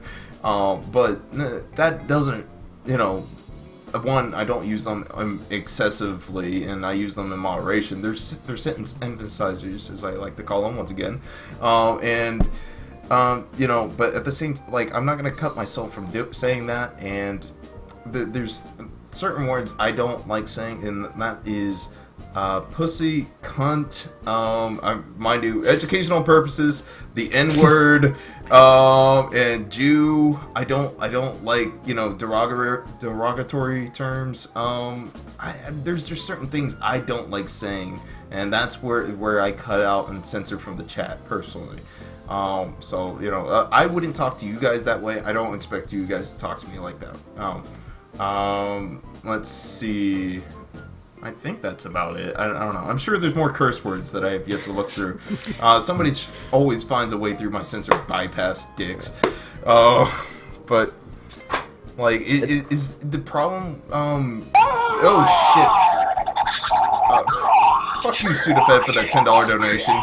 Oh, sorry. Can we say hype? Anyways, but Harry, thank you, Sudafed, for the $10 donation. But Harry, like, the argument is that mostly like because people are censoring themselves, or are they saying they shouldn't say that, or what does the argument entail exactly? For me, it's a case of we all know what the word means, so just say the word. Like, I don't know why words are being made up to replace words that already are there. It's like, why make new languages in the 21st century? Like, the word fug, for example, doesn't need to exist. We have a word that is going to mean the exact same thing. If you get offended by the word fuck, but you don't by the word fug, then you've got something wrong with yourself. Because they fundamentally are the same word, but just covered up. Like, I've been into people's streams saying mother funster, and I'm like, how is that any better? You know, it's like the same thing, and you're just making it sound fun.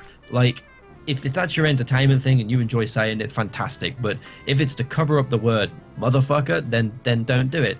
I mean, with me, I get more offended by the word, the kappa emote, and that's why I banned it in my chat. But me and my followers, for educational purposes only, obviously, we all call each other cunts, and it's funny. Like, we all just go, like, hey, like, one of my followers said, oh, we should all just, because you're British and you can get away with saying the word cunt, then why not? We all just call each other the crumpet cunts, and it will be funny. And that's become a growing joke in my channel.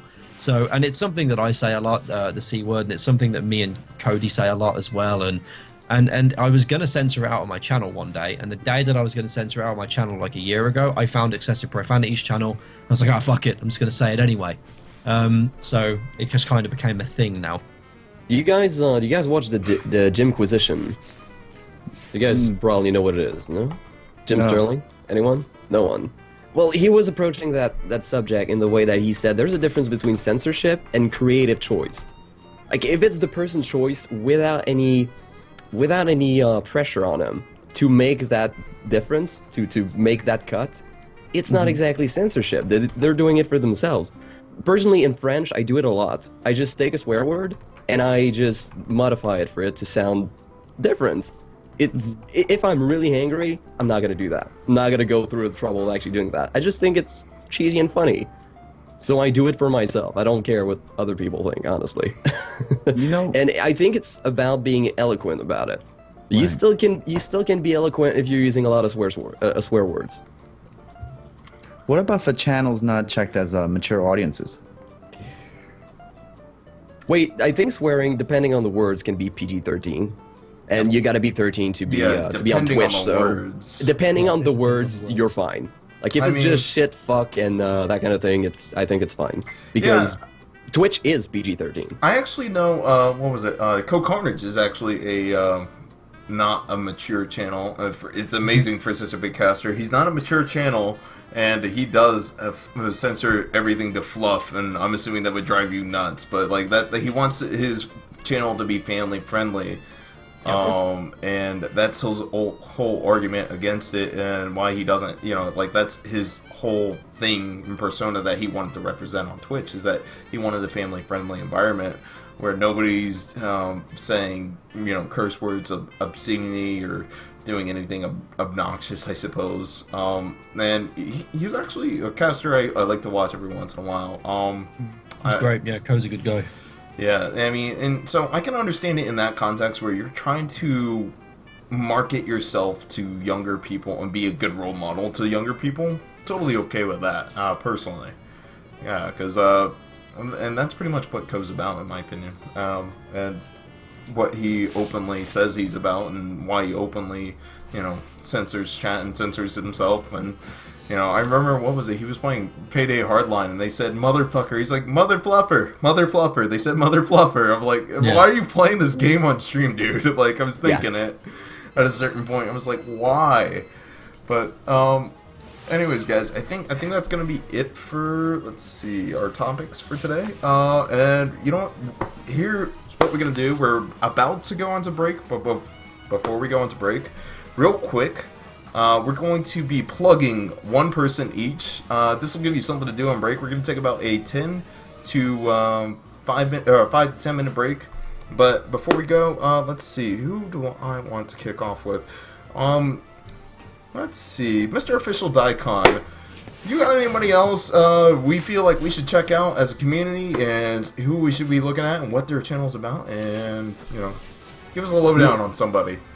Yeah, I thought, I had to think very hard about this one, but might be quite obvious. I'm gonna plug. Oh yeah, Jam and Mage. I'm gonna plug Jam and Mage. All right, and feel free to spam their link and channel and tell us what they're about. Yeah, he's from the UK. He streams about I guess my time, about 1 p.m. or so till like 5. He's a variety streamer. He mainly did Wii games, Wii U games, but now he's trying to branch off into more retro games. One thing that got my attention was when you say hello in his channel, he introduces you with this really loud scream. So when I go in and I'm like, "Jam and Mage," he's like, "Official Daikon," like this, and he greets that way to everybody, and it puts a smile on my face every day. He works really hard on the stream.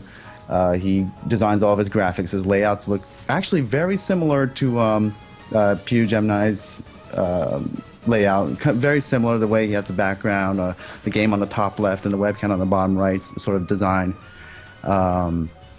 And yeah, overall, really cool guy.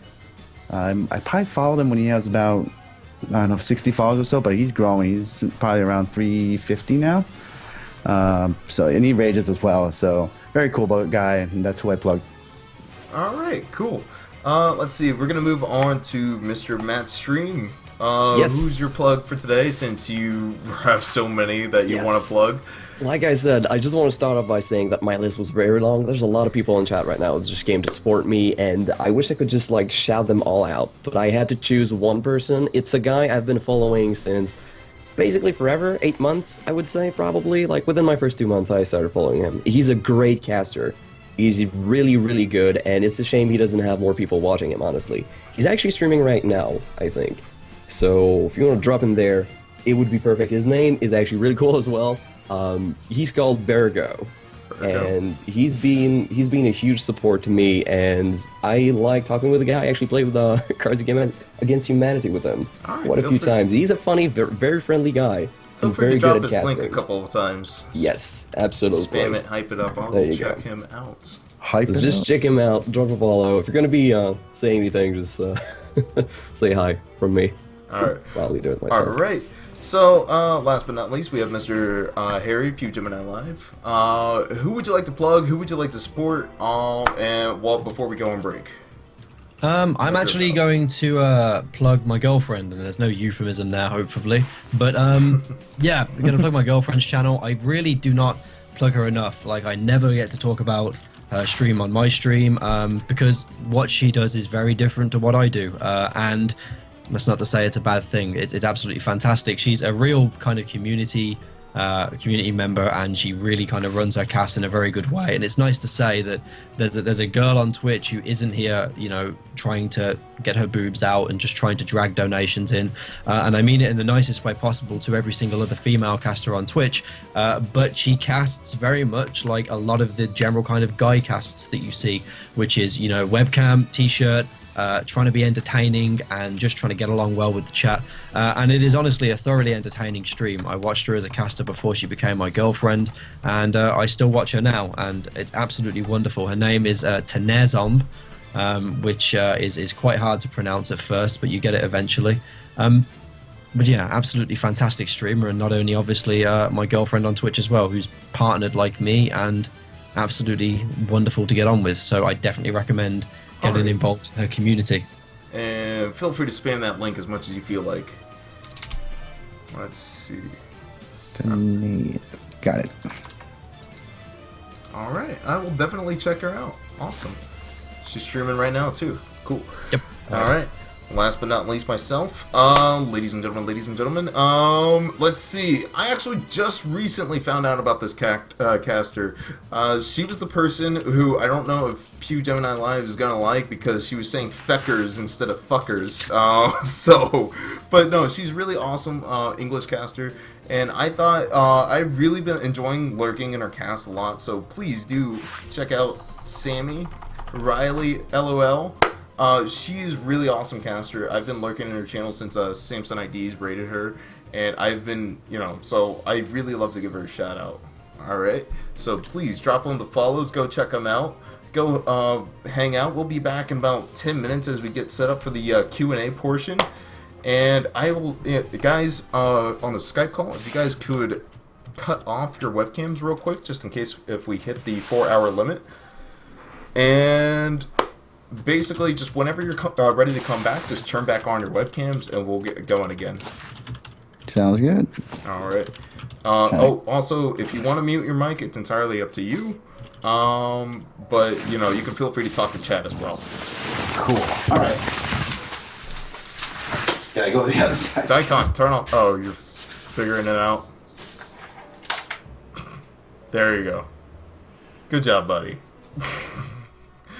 And let's see, real quick, guys. I got your Google Docs there with the questions. Let me check out. You might have to refresh that a little bit. And let's see. Let me see what questions we got going. Guys, if you got any more questions, feel free to fill out as much as you want, as many as you can. And we will be answering some viewer Q&A in about 10 minutes, and we got like 7 questions up. I'm a little surprised. That's like less than 10% of the viewers. What's up with you guys? Then again, you guys always fill it up in about like 10 minutes or so. It's ridiculous. But anyways, I'll be back. Yeah, me too. I'm gonna get another drink.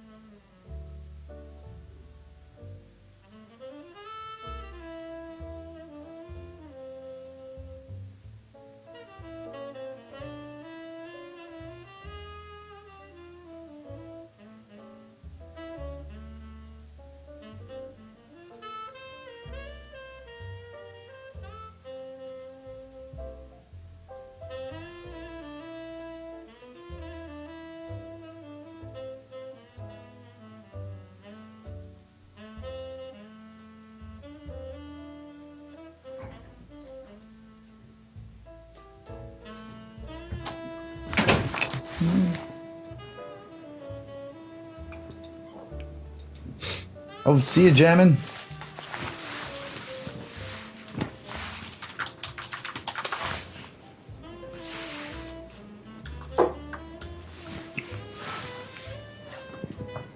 Cheers.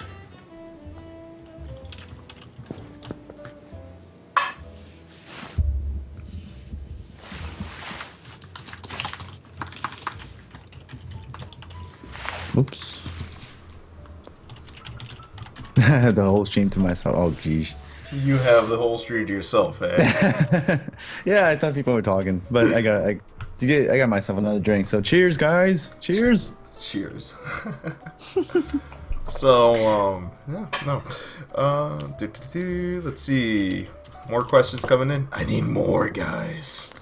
More questions. Motherfuckers. God damn it, Jesse. Shut up, Artaxian.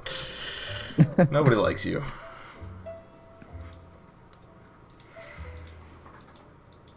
Fuck, Jesse's here. Never mind. By the way, Artaxian, I know I don't like the mod people on the fly, but you seem to be the only active mod on here, and I want to thank you. I will talk to you later. As far as modding, if you want, entirely up to you.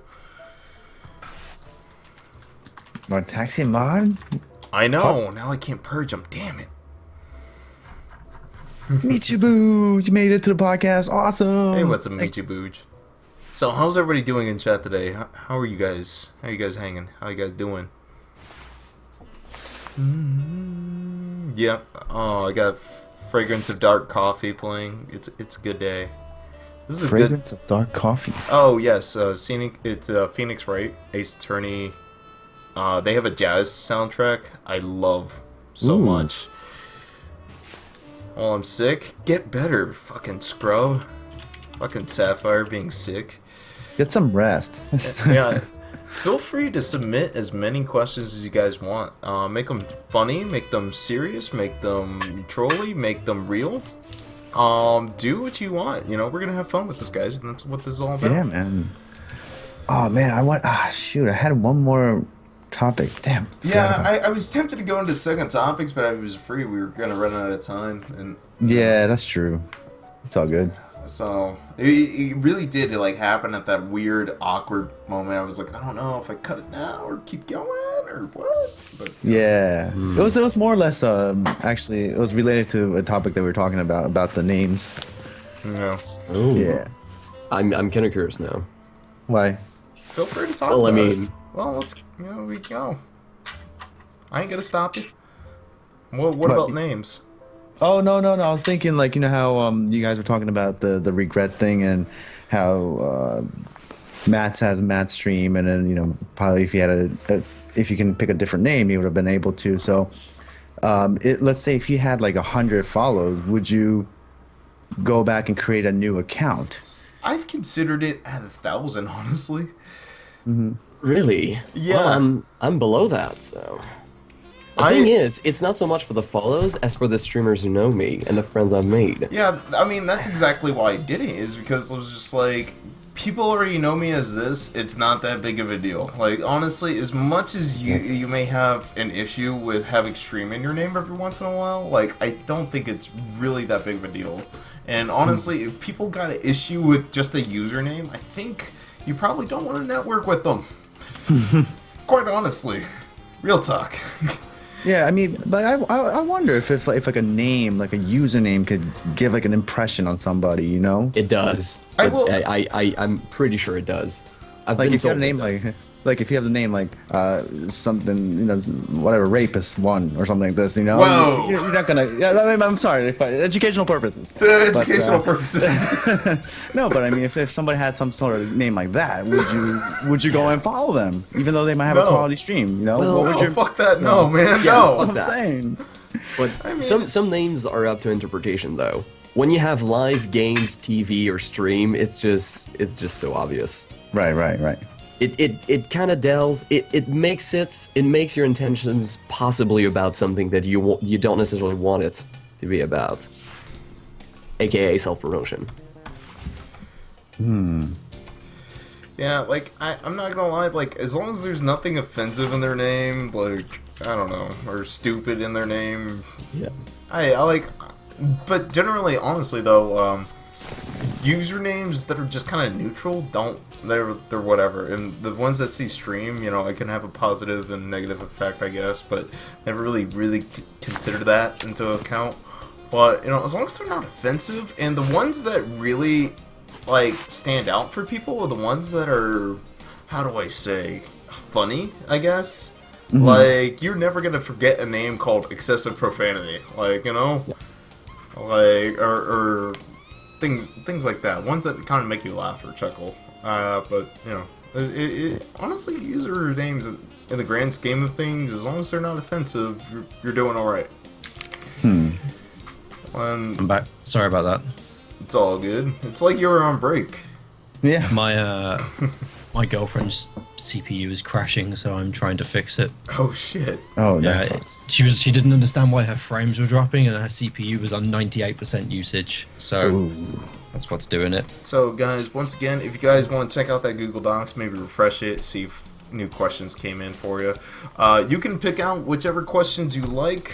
We're gonna go ahead and swap back to the stream. So you can pick out whichever questions you like in any order you like, and just pick out whichever ones you feel are most interesting if you like, and just shout them out. But let's see, what is Vash 281 ask? What is your favorite prop on stream? Shit. Where is he? That's a great question. Where is he? Give me a sec. I gotta go hunt something down. Oh, do you guys have a favorite prop or anything? I do. What is it? I got What is it's nothing in original. It's a GG button. It's a Oh, GG. I GG just button? use it every so often. Oh, that's It's so great. cool. I just love it. It's so Dude, useful that's when you funny. play things like Dark Souls and whatnot. You're just like, yes, got it. You just smash Dude, it. that's awesome, dude. Nice. Yeah, I got a. Oh yeah, that's something we're gonna talk about eventually. I assume BTTV emotes. Don't know if you heard about it. Oh, Yeah, not necessarily a prop, but you know. But That yeah. yeah, I actually just did those. I don't know how I feel about them honestly. I just did them though. Oh, I found it. I'll be right back. All right. So yeah, BTTV emotes. I brought it up because I made an emote of that GG button. That's That cool. is awesome. I like it. I like it. It's good. Like the whole BTTV emotes. It Guys, is. It's really cool. I don't want anybody to judge me, but I'm sure there's people who've seen this. But this is Deep Throat the Dragon. Deep. Great name. Why is he perfect called name. Deep Throat? I don't know why he makes that noise, but somebody gifted this to me, and I was like, they saw in the background sitting on a shelf, and they're like, what the fuck is that? I'm like, it's Deep Throat the Dragon, bro. Yeah, don't judge me. Totally judging. I know. I haven't brought him out in a while. Oh my god. I didn't expect you guys to be so speechless. I'm totally boring. I have literally no props. I don't use any props on stream at all. The only thing that I have to kind of go with is my soundboard. I make cool effects. And that's about it.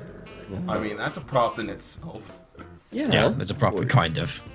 What about you, Daikon? What was your prop? Well, I see Michibu saying that is his drinks and Oh, your hot drinks. Wiimotes. Yeah, and the Wiimotes I dance with when the hot drinks thing comes on when someone hosts me or something, and I dance with the Wiimotes. And yesterday, actually, I have an amiibo, and I was just like, put it on my headset like this. And I streamed like this for like an hour and see who noticed. Like, is this might be in the upcoming stream? Nice. I dig it. I dig the hair accessories. A prop can usually become a gimmick quite quickly. Yeah. I actually haven't messed with. He's gonna hang out with us for the rest of the podcast. But this also goes into one of the other questions. The Zoe, like I can't pronounce your name. The fuck it. The Boar ask, do you have a stream mascot? And it actually used to be this dragon over here.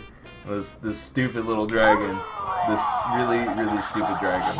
I don't know what the hell I was thinking at a certain point. Being a grown man holding this goddamn dragon. But it's one of those gifts that my friend gave to me, and I was just like, this is so stupid, I want to hang on to it. I don't know why. But what about you guys? Got any extreme mascots or anything? The radish.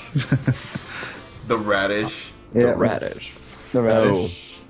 I got nothing. I mean, I can use the darkness as a prop itself, but apart from that, it's nothing. The Like darkness. you can just disappear.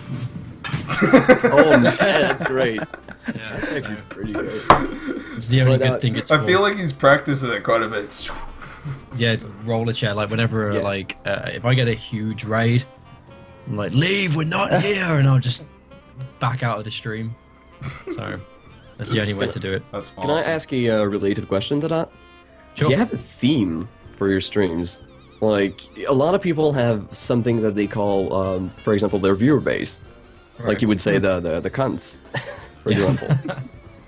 And it seems to help out a lot when you're a streamer. Yeah. It seems a lot of people do that. I have the Gemini. I don't push it anywhere near as much as I should, but I welcome people into the Gemini, and you kind of try and make it like this thing. Like the Gemini is almost, for me, it's a community of people who are like-minded and kind of like get it. Like people in my stream will tell each other like to fuck off, and they'll know that they're joking, and they're like, everyone becomes great friends, and you can only get into the Gemini by subscribing. Everyone else is kind of like in the outer darkness, so to speak. The outer darkness. Yeah, but it's kind of like one of those community things. Like some people have it when people follow, they're like, oh, welcome into the whatever army, or welcome into this nation, or welcome into God knows what, and they'll welcome it in when they follow. But I've never had a follower alert. I've never had that kind of thing in my stream. I'm not really one for follow alerts, but when I got my sub, obviously I'm going to have a sub alert, and that's when I kind of founded the community. Before that, I didn't have a community, I didn't have a thing, and I've only had a sub button for like 4 or 5 months, so I've only been pushing it for that long. But yeah, that's my thing, so to speak.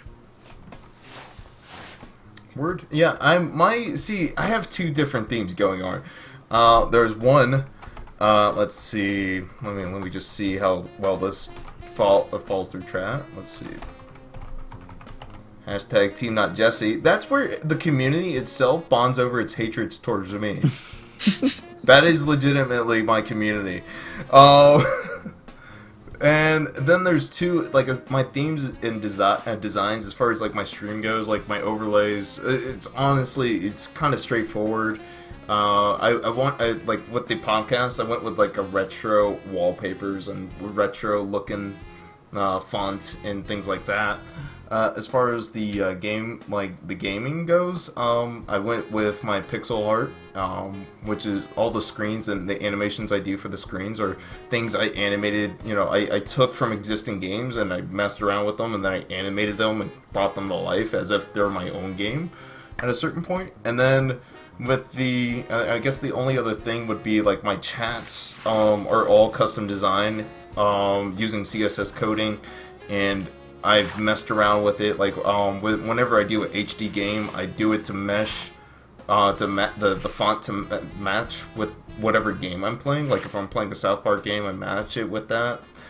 And then as well as if I'm doing a retro game, I have the corkboard and the paper chat looking, just kind of a relaxed feel to it. But yeah, I'm kind of all over the place realistically. I don't know. Maybe I should get a more consistent theme, but I'm too lazy. Yeah. Already over it. It's whatever. Like I watched this one guy called Travelin, and he kind of has the travel channel thing going, but whenever he gets a sub, he uses someone else's sub welcome. Like he copies people. He was like he did Man vs. Games the other day. Yesterday I was watching him and he did excessive profanities to the T. And literally just copies everyone else's sub welcome. When I subbed to him, he copied my sub welcome, and he kind of just runs on the whole kind of message, messes around and jokes around the whole community concept, and I love it. There are some people that don't have communities, there are some people that do, but it just depends on how you want to run your channel. Like one of the strongest communities on Twitch that most people know is like Brotato, and he has the Taters, and his is such a strong community, so much that he will get the same amount of viewers or more every stream, because he's got such a loyal fan base, and it's kind of like they all call each other the Taters, and when they get a new sub, it's like one of us, and welcome them all in. But you know, you can have a loose concept of community or a really strong one, but it just depends on what you want to do, you know, what kind of thing you want to drive with your channel. Definitely. Yeah, I guess my loose concept of community is them bonding over the hatred of me, or them loving to hate me. Fucking bastards. Yeah, you can either push your own thing, or you can let them make their own thing. Honestly, I was And then you going jump with in. like the I don't know, like there was a couple things I was going with, like the retro rave and the what was it? For one point, like I had the friendship, which they curated this identity for chat where we were aboard the friendship, which is what we call chat, and then I was the captain of the friendship, and we were like sailing. It was just like the biggest, worst puns ever construed into one stream. It was just like, God damn it. But you know, I'm actually glad we're away from that, because the whole Team Not Jesse thing feels a little bit more real, because I'm kind of an asshole to my chatters, and I kind of deserve that. Probably should be nicer though. I think as long as it doesn't feel forced, it's fine. Exactly. I mean, because I made my own thing. Like, nothing was appearing, so I just decided to call my thing the basement, because I live in my parents' basement. It's just welcome to my basement. Pretty straightforward. That's pretty much it. I don't really push it, but I sunk just the decided that friendship. I needed I needed a name. See, Freaking- those are the puns I'm hating. Jesse sunk the friendship. Fuck you, man. It had holes in man, it. the shipping. It's been awful. Oh, but anyways, let's see, what other questions we got here? Gary Faceman asks, what's your favorite kind of special stream? Drunk, game, 24 hours, challenges, etc. Like, as far as ones to do, drunk is really easy for me because I just grab alcohol and I go. As far as ones I like to watch, I don't like it when people get overly drunk. So maybe 24 hours, maybe challenge. Like, I don't know. Any particular things you guys have in mind? I like challenge a lot. That's the kind of thing that I like doing. I take a game and I just like add a little something on top of it. I mean, Dark Souls, I'm not adding anything on top of it because I'm already doing it blind. But like, for example, Mass Effect, I'm doing it on Insanity. So that's the thing that's different. Super Mario 64, I used to do ROM hacks. That was a lot of fun. And I don't know, I like adding a little sprinkle on top of it. It's not necessarily one stream though, it's a sequence of streams. 24 hours, they're fun. They're fun, but they're very exhausting, and drunk, I've just never done it before. I've done tipsy, not really drunk though. Or I've done drunk, I guess, many times. I'm sure people know. 24 hour I've done once. I don't think unless it's like a special occasion where I have a bunch of people here, I don't think I can do it. I don't think I can do it solo. I'd rather have a really good 12-hour stream than a 24-hour where I'm like halfway dead at the end. As far as challenges, I did try because I had the retro consoles. I love playing really bad games. So like Nintendo, I put on Dr. Jekyll and Hyde and Barbie, and on the Genesis I put on, what was it, Barney's Hide and Seek, and like really, really, really bad games, and have people watching have fun with it while I'm just either raging or I'm just like, what the fuck is going on with this game? Those are fun. I've also even have what is it, an NES Advantage? You know what an NES Advantage is? Is the Nintendo joystick. And sometimes I challenge myself to play Mario with an NES Advantage, which is a lot harder than you think. So yeah, those are fun. I like challenges too, and just playing really bad games and have people make fun of me. I would never make fun of you. Ever. Oh. Damn it! I knew I fell for it. I will. What about you, Harry? To do, I really like challenge streams. Like, I have done like Fallout 3 and only use melee throughout the entire game on the hardest difficulty. I've done like Dark Souls 1, and I've done the entire game on continuous NGs just using a bow, completely naked. And I've done SL1 playthroughs. I'm currently just to mess around, I did a Soul Level 1 Dark Souls 1 playthrough on NG+1, where pretty much everything one hits you, and I'm doing that today. Or I did that for a little bit today. Then I switched and said, oh guys, ONS is really hard, let's go play Boshi. So, you know, it's challenge streams for me to do. I've never done a drunk stream, surprisingly. I've planned to do them, but I've never actually done them. it's not easy for me to get drunk. My room is full of alcohol, but I never get drunk. 24-hour streams, I've done a few of those. They're pretty fun, but the thing I find with 24-hour streams is, as Matt said, I'd rather do a really strong 12-hour.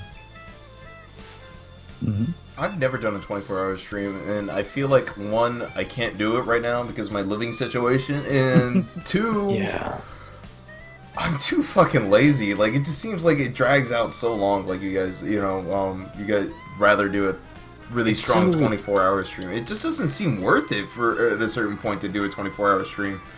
I'm gonna tell you exactly the opposite. Both 24-hour streams I've done were hugely successful and very fun.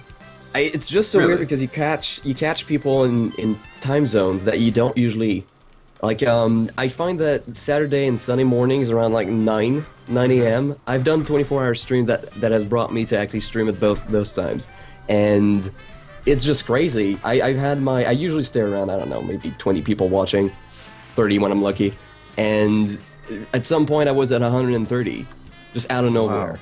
Just because you have more time to basically have a good timing. That's all it is. And it makes it so that people who follow you because they've been recommended to you, because, yeah, you've been recommended to them. I mean, it makes it so that if they don't usually catch your stream, now they can, and maybe they'll make an effort to catch your stream now that they've seen it, while it was good for them to see you, while they actually could do that. Yeah, I guess at a certain point, a 24-hour stream would be depending on like how well you network as well, I suppose. Because like if you did a 24-hour stream and you had no following, no friends, nothing on Twitch, it's kind of like doing charity. Yeah. When you have like 10 followers, some people start out doing that. Like, I've been on a subreddit for a long time when I started out, during the first, 4 months maybe, and then I just left out. There was nothing there interesting for me. But a lot of people were starting out like, yeah, I'm doing a charity stream. They were not going to get like 10 bucks, because there would be 2 people in there. It's just not worth it at that point. Maybe that's why. Yeah, I did my 24-hour stream when I had like 80 followers. And it wasn't a charity or anything, but yeah, I had like 80 followers, and I was like, yeah, let me do a 24-hour stream. Yeah, it didn't get me anywhere. So Yeah. So, I can't imagine why. You got to use them as step rollers, really. Yeah, but exactly. It's a good. Well, I'm sorry. What was it? I was gonna say it's good to do it. Yeah, it's follower numbers. Like 500 better to do a 24-hour stream. 1,000 gonna do a 24-hour stream. It works well. See, I just can't do one right now. I want to try one, but maybe I should just stop working. I don't know why I started again, honestly. Well, because I'm not really in a situation to do them. Like, I'd love to do them, but yet again, I live with my parents and my walls are paper thin, and like, it gets to the point of, if I lived on my own, I had my own studio, and I could shout, scream, and do whatever I want. I had soundproofing. I would do 24-hour casts every month, without a doubt. But it's a case of, for me, and I know that some people have the same problem, you start at a certain point, and you get to a point, and your parents come by your door, and they're like, we're going to go to sleep now. And it's like, okay, and then you just continue casting without thinking, and the next thing you know, they're knocking on your door telling you to shut up, and it's a complete buzzkill, and it ruins your entire stream, and it's like, I've got to be quiet now, and I feel self-conscious about talking, and I feel self-conscious about doing stuff, and you just switch the stream off, and it's just one of those things where you've got to be in the right situation to do it. It also gets to a point of lossless quality, and I talk about this in the same kind of reference to earlier when I was talking about when do you switch off with a view count type thing. If you are having a bad stream, if you've been going for 16 hours and your final 8 hours is moaning and you're not talking and you're half asleep and you're ready to drop dead on your desk, just say, hey guys, I couldn't do the 24 hours, and switch off. You're not going to lose followers for it. It's better to have a strong stream than to ruin your following by getting short at someone because they've said something like, hey dude, you look really sleepy, Kappa, and you're just like, hey, fuck yourself, fuck you, and then you lose followers and you lose your rag on it, and it's not really good. And like I said earlier, like in a 24-hour stream, some people might drop by that you don't usually, and then they might catch you at a time when you're not at your full potential, and then they just like, oh, well, fuck that guy, he's not interesting, I'm just gonna follow, and then you never see them again. Yeah. That happens. That's why some people are just saying, well, streaming more is not bad, right? The more you stream, the better. Not necessarily. Not necessarily at all. Yeah, it's a case of if you always stream at your best, people will always remember you for being an incredible streamer. If you stream 10 hours every day of the week, and for 3 hours of that 10 hours, you're tired and you're not interacting, and you're just not talking as much, then people will remember you who came in those slots for being that guy, and you will lose viewers forever rather than just gain viewers at the right time. So it's better to come in at your best, and that's what I'm currently working on, you know. And that's what that comes around stuff like lifestyle as well. Outside of Twitch, sitting on your ass all day is going to make you tired all the time. Like, you know, so it's never really a good thing. Man versus Game is the only guy I've ever seen who's able to pull off 14-hour streams every day and just not be fatigued by it. He's something else entirely, but he's able to do it. So if you're able to do a Man versus Game, go ahead. I've seen him do a 50-hour cast before and not be phased by it. Wow. So, Dude, I get he's a sloppy monster. after 5 hours. It's pretty bad. Like, you know, with everything else going in my life and whatnot, so it's like I can only afford to spare like 5 hours at a time and really enjoy it. But let's see, Borzat. Another question for Bor. It says, how do you handle viewers which constantly ask you to do something which you don't want to do, both in game or on webcam? Let's see, this is reason why rule number, well, I guess it's one of my rule number ones now. It used to be rule number 3, but there's 4 rule number ones, and that could easily piss me off. And it's basically stop when I say stop, and like, honestly, I tell them to shut the fuck up or get the fuck out, like, either one, I'm cool with. Honestly, I don't like being told how to run my cast at all. Like, that is one of my biggest pet peeves. I feel like it's absolutely disrespectful. You can suggest things, you can ask kindly, and I can say no. You know, I can answer your question, you know, and tell you politely no. But when you're demanding things or say shit like, oh, do this or I'll unfollow, fuck you. I'm gonna ban you before you unfollow. Like, it's like that. It's like when somebody goes up to that boss and they're like, oh, fuck this job, I quit. And, you know, I'm like the boss. I'm like, you know how you said you quit? You're fired. Fuck you. Like, I would be that asshole. I don't know if that's the best advice necessarily, but that's how I personally handle it. I don't know about you guys. Being like, what about you, Daikon? How do you feel if people get a little bossy? Well, it's part of the rules. So if they didn't really care to read the rules, I'm just like, hey, it's in the rules, man. Like, most people don't read the terms of service or anything like this, or, you know, you can request, but don't expect me to play it. You know, that's it. It's just, I believe that if people read the rules, I mean, it's right there on the top. I mean, I'd rather follow the rules myself. Like, I want to set the example of, hey, I'm following the rules, so be courteous and follow the rules that I put out. I try my best to keep the rules. You know, I try to follow my own rules. So, yeah. And if you don't want to follow them, then you might not want to be here, because I'll probably purge you. Yeah. And I'll call them out if they're being trolls and stuff. I call them out and I tell them to stop. And then if they keep going, then sorry. You seem so nice compared to me. I just ban instantly. I'm like, look, I man. just ban them, yeah. Terrible. My thing is with me banning people instantly is that I go out of my way to enjoy my stream. I don't do this for full time. I don't do it for money. I can't, you know, like, I'm doing this in my spare time. The last thing I want to deal with, especially after serving tables, is deal with shitty people. Yeah, I imagine. Oh, yeah. So, me and my patience is really slim. Yeah. Yeah, absolutely. Like, with people who come into the stream and they're deliberately there to try and change something that you have set, you know, the stream is what the stream is going to be. And, you know, the viewer, so to speak, needs to understand that he has stepped into an environment which isn't Co-Carnage's stream, or on the other spectrum, isn't Excessive Profanity's stream. So they shouldn't expect you to do something that just connotates to their tastes and interests. If you, like, as a general note to all viewers, if you don't like the stream, but you like the way everything looks, don't try and change it to something that you're going to enjoy. Right. there's people who enjoy it for what it is type thing. Like, I don't have a rules section on my stream. You know, generally I do the general rule of thumb of I have my chat displayed on the screen, so even if you don't want to look at chat, it doesn't even matter that much. You can read it on the screen. Kind of get a general way for the way people are acting. We have a kind of banter community in here that isn't offensive, but, you know, it does have a certain tone to it. And if you feel like you're not going to fit in and you want to change the way that people act, like, oh, could you tone down the swearing a little bit? Like, I've had somebody come in and say, hey, could you tone down the swearing a little bit? And I've gone, fuck off, and just ban them. Like, and that's just the way it is. Like, people who try to change the way the stream is run, and I'm not going to go into Carnage's stream on the other hand and say, hey, could you tone up the swearing a little bit? I want to hear you swear loads, and you know, because that's something that I really like to watch. But it works the same both ways. But with trolls in general, this kind of answers the question as well of that Matt asked earlier with if you could go back and change something from the start is don't deal with people just because it gives you one more viewer. Because one shitty person in your chat can cost you an entire community. Right.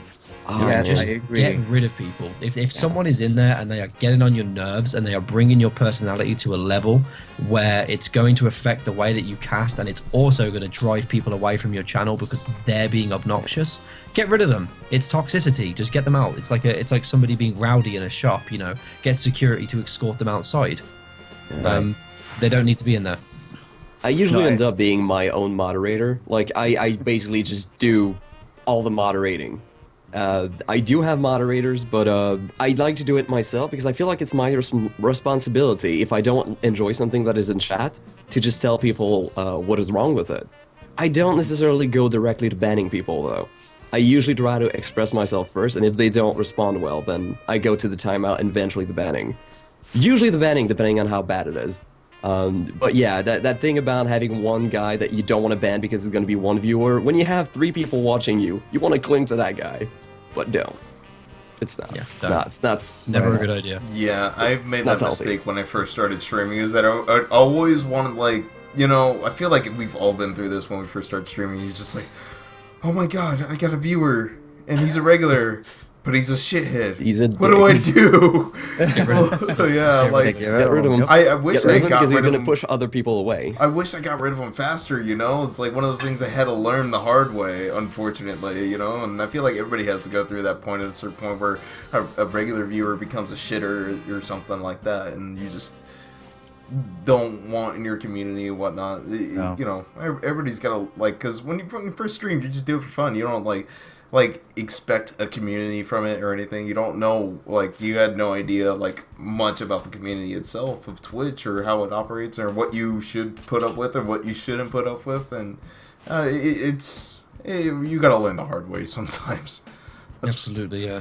There's another thing as well, is that there's this growing trend, and you see it kind of as you transition from the 10-20 viewers into the whole kind of like 50 to 100. And I mean, a lot of you guys could have seen this because, you know, the numbers that you guys pull, it can be low or high. But there's people in your community who will say, hey, I never want this channel to get big. I really like it being a small stream. Those are the people that, as much as you may love them as people, those are the people that are not going to stick around when you get to a point where you want to take the stream to. I'm not saying ban them, I'm not saying get rid of them, but the best kind of thing, and this goes out to all the streamers in the chat as well, tell them, say, hey, I plan to take this stream to 100, 200, 1,000 viewers, and I will always try and keep the chat to a way that I can always manage it or enjoy it. It's a community stream. I want to hear what everyone has to say. If that means I have to put it in slow mode, if that means I have to put it in sub-only mode, if I have to kind of promote more of a lurker environment, then so be it. But if you're going to drive away when I get 100 viewers, trust me, there's no point you being here now because I plan to get there. You know, like, I've made that clear to lots and lots and lots of people who have been in my stream in the past, and they don't want to kind of see it grow. Those aren't the people who want to support you. Those are the people who want their own corner. They want to take your success and use it as their own corner to just, you know, be a pillar of it. But when that pillar gets so big, they just want to crash it down and leave. Yeah, I will say that, like, building a community is not just you streaming and then people just flocking to you. It like, connect with your viewers if you can. You know, and see what they want to contribute as far as building the community or building the channel or, you know, things that, etc. Because, like, I feel like once I've connected more with my viewers and connected more with my streamer, like other streamers and whatnot. I was able to get a better understanding of what I wanted to form or what direction I wanted to take the stream. And by, and that's half the reason this podcast exists, is because, what was it? They told me they would like to watch me just rant off every once in a while. So here I am doing this podcast every week, which is something I really enjoy. And, and then I also feed off of your guys' ideas and, get everybody's input, and it becomes like a melting pot of ideas that I can pull from. I'm like, hey, Harry did something really cool on his stream, or said something really cool on the podcast that I could use in my community. But not only that, like yesterday I did an impromptu podcast of sorts, where everybody was just on a Skype call, and I was just, seeing what everybody was up to, like just getting to know people. Hell, there was one person who just followed. I was like, hey, get on the damn Skype call. Probably not smart on my part, where Skype's such a risky information, with the IP address. Nobody DDoS me, please. Just throwing it out there. But, it's important that you realize that when, community, you're not in it alone. It's not just you, Right. You gotta hit that balance where, it's not just you, but it's kind of around you. You gotta not change yourself too much. You gotta be true to what you want to be. But it's gotta be something you want to do, but at the same time, they're along for the ride with you. Right. Is Yes, the way I look at it. absolutely. You gotta appreciate their support, because without them, you're not gonna do much. But at the same time, what I like about Twitch is the fact that you can be basically anyone, acting any way, and there's still going to be people watching you. Might be one person, might be 10, might be 100. There's still going to be someone out there who's going to enjoy what you do. So, Right. yeah. Yep. That's what I like about it, and that's why I'm not too nervous about streaming either. I'm really self-conscious about a lot of things. One of those things is the language, because English is actually my second language, as you might have noticed. And I'm not that worried about that, because if they don't like me, they can just leave. What's your first language? I never... French. I'm French Canadian. Really? I come French-Canadian. from province of Quebec. Oh, cool. Cool. It's original. I knew you had an accent, but I wasn't entirely sure. And one of the rules I like to say is never assume. What happens when you assume? You Yeah, make an ass out I of you. actually had someone who was asking- lurking in my chat for like an hour, and they didn't want to ask what my accent was because they thought it might be a speech impediment. So for like an hour, they're like, "Is it an accent?" Like, what is They it? were judging the shit out of you. Yeah. Eventually, they asked. That's awesome and Like, I don't horrible at mind. the same time. I love it. Oh. Wait, guys, I want to touch on something too. Like speaking of like the moderators and stuff like that. Do you guys spend time and like talk to your mods and I do network with them too? actually. My mods. how do you guys do it? actually. Let's see. My mods and I actually have a Skype call, like conversation, that we all we're all just buddies and all that. I might actually need more mods, and I'll figure that out later, because but I do talk to my mods outside of the stream, and I do let them know this is my expectations on how I want to run things. In fact, I have a very odd way of running things at a certain point, to where I don't like my moderators banning anybody unless it's on the podcast and I'm trying to troll on the podcast while I'm talking and doing other shit. But as far as like my regular gameplays goes, like they have the right to purge people, and they have the right to, ban people who talk smack to other talk smack to other chatters. But if they talk smack to me, they're mine personally. I will escort them out of the channel personally. I don't know, that's one of my weird things, but like I basically I think it's good that you let your moderators know, hey, this is my expectations. You don't just like mod them straight in the middle of the stream unless you need an emergency mod or something real for the stream, and then you could be like, hey, you're unmodded at the end of the stream or something like that. Let them know the expectation that comes with that mod sword. Otherwise, they're not going to be effective as a mod because they're just assuming, oh, I'm doing a good job, or something like that. So it's one of those things you got. I do have a fetish with banning people of Sapphire. It's different for each streamer. Like for me, I give my mods a ban quota. I'd say you got about Really? Yeah, I It's like tell a them, ticket man. quota. Yeah, we have a joke in my channel that my mods have a 2 ban each quota to fill. And stream like or every stream. Every Really? stream. Yeah, I ban so many people because like I'm really big. Like I display my chat on stream and I kind of like big it up to have a really quality chat. And I want people to come in, and I've had people come in and say, "Hey, I followed because Kappa's banned, and I hate that emote." And I come in, and they come in and they say, "Oh, I followed because you guys seem cool." Like, I mean, I wouldn't recommend running that type of thing. It's kind of like a joke thing. I literally messaged my mod today. I have all my mods on Skype, and I said, "Hey, we need to tone down the banning a little bit because I want to push up the view count." And you know, I'm not saying jeopardize quality of chat, but I'm saying now run the new premise that, you know, people can change. If somebody comes in and backseats, usually we'd just ban them, and that would literally be it. They'd be banned from the channel for good. But now I'm saying, tell them what they did wrong and give them a 10-minute timeout, or give them a purge, or if they repeat do it, then ban them. But I used to run my channel in a really strict way, but as of kind of like today, from the start of my stream today onwards, I've been saying, hey, let's give people some second chances. They could come back tomorrow and apologize. They could come back and change. And this is all kind of like, I got a big private message from a viewer who said, hey, I kind of got banned for backseating when I thought that you were asking for advice, and I'm really sorry and I didn't mean it, and I really like what you're doing here. And I'm like, that could have been a regular, like, and now he's coming back and kind of hanging out again. But I banned him at one point, and it was kind of like a bit of an eye-opener for saying, hey, you know, people can have second chances. If they really want to make the effort to be part of your chat, then they'll act accordingly. So it can work in two ways. That's very cool. I like that. That's crazy. Like, you would just ban somebody just straight up for backseating, and like it just Yep. it was just misconstrued completely. Yep. Well, yeah, and people who come in and they say, hey, can I play with you? We ban those people as well. Yeah. Like, I Really? ban them straight up because it's like I see them as probably under 13, so that's probably why I ban those kinds of people. Hey, can I play with you, please, streamer? Like, go out, go away. Like, you're probably under 13 type thing. And I don't know. I run quite an adult community, but it is kind of gates up, quite strict. But as of today, as said, the gates have gone down considerably, and I'm running it more kind of like, I don't want people to be intimidated to talk. I kind of want people to talk and feel like they can say what they want, and then be told, like an adult, that they've said, hey, look, you've done something wrong, can you not do that type thing?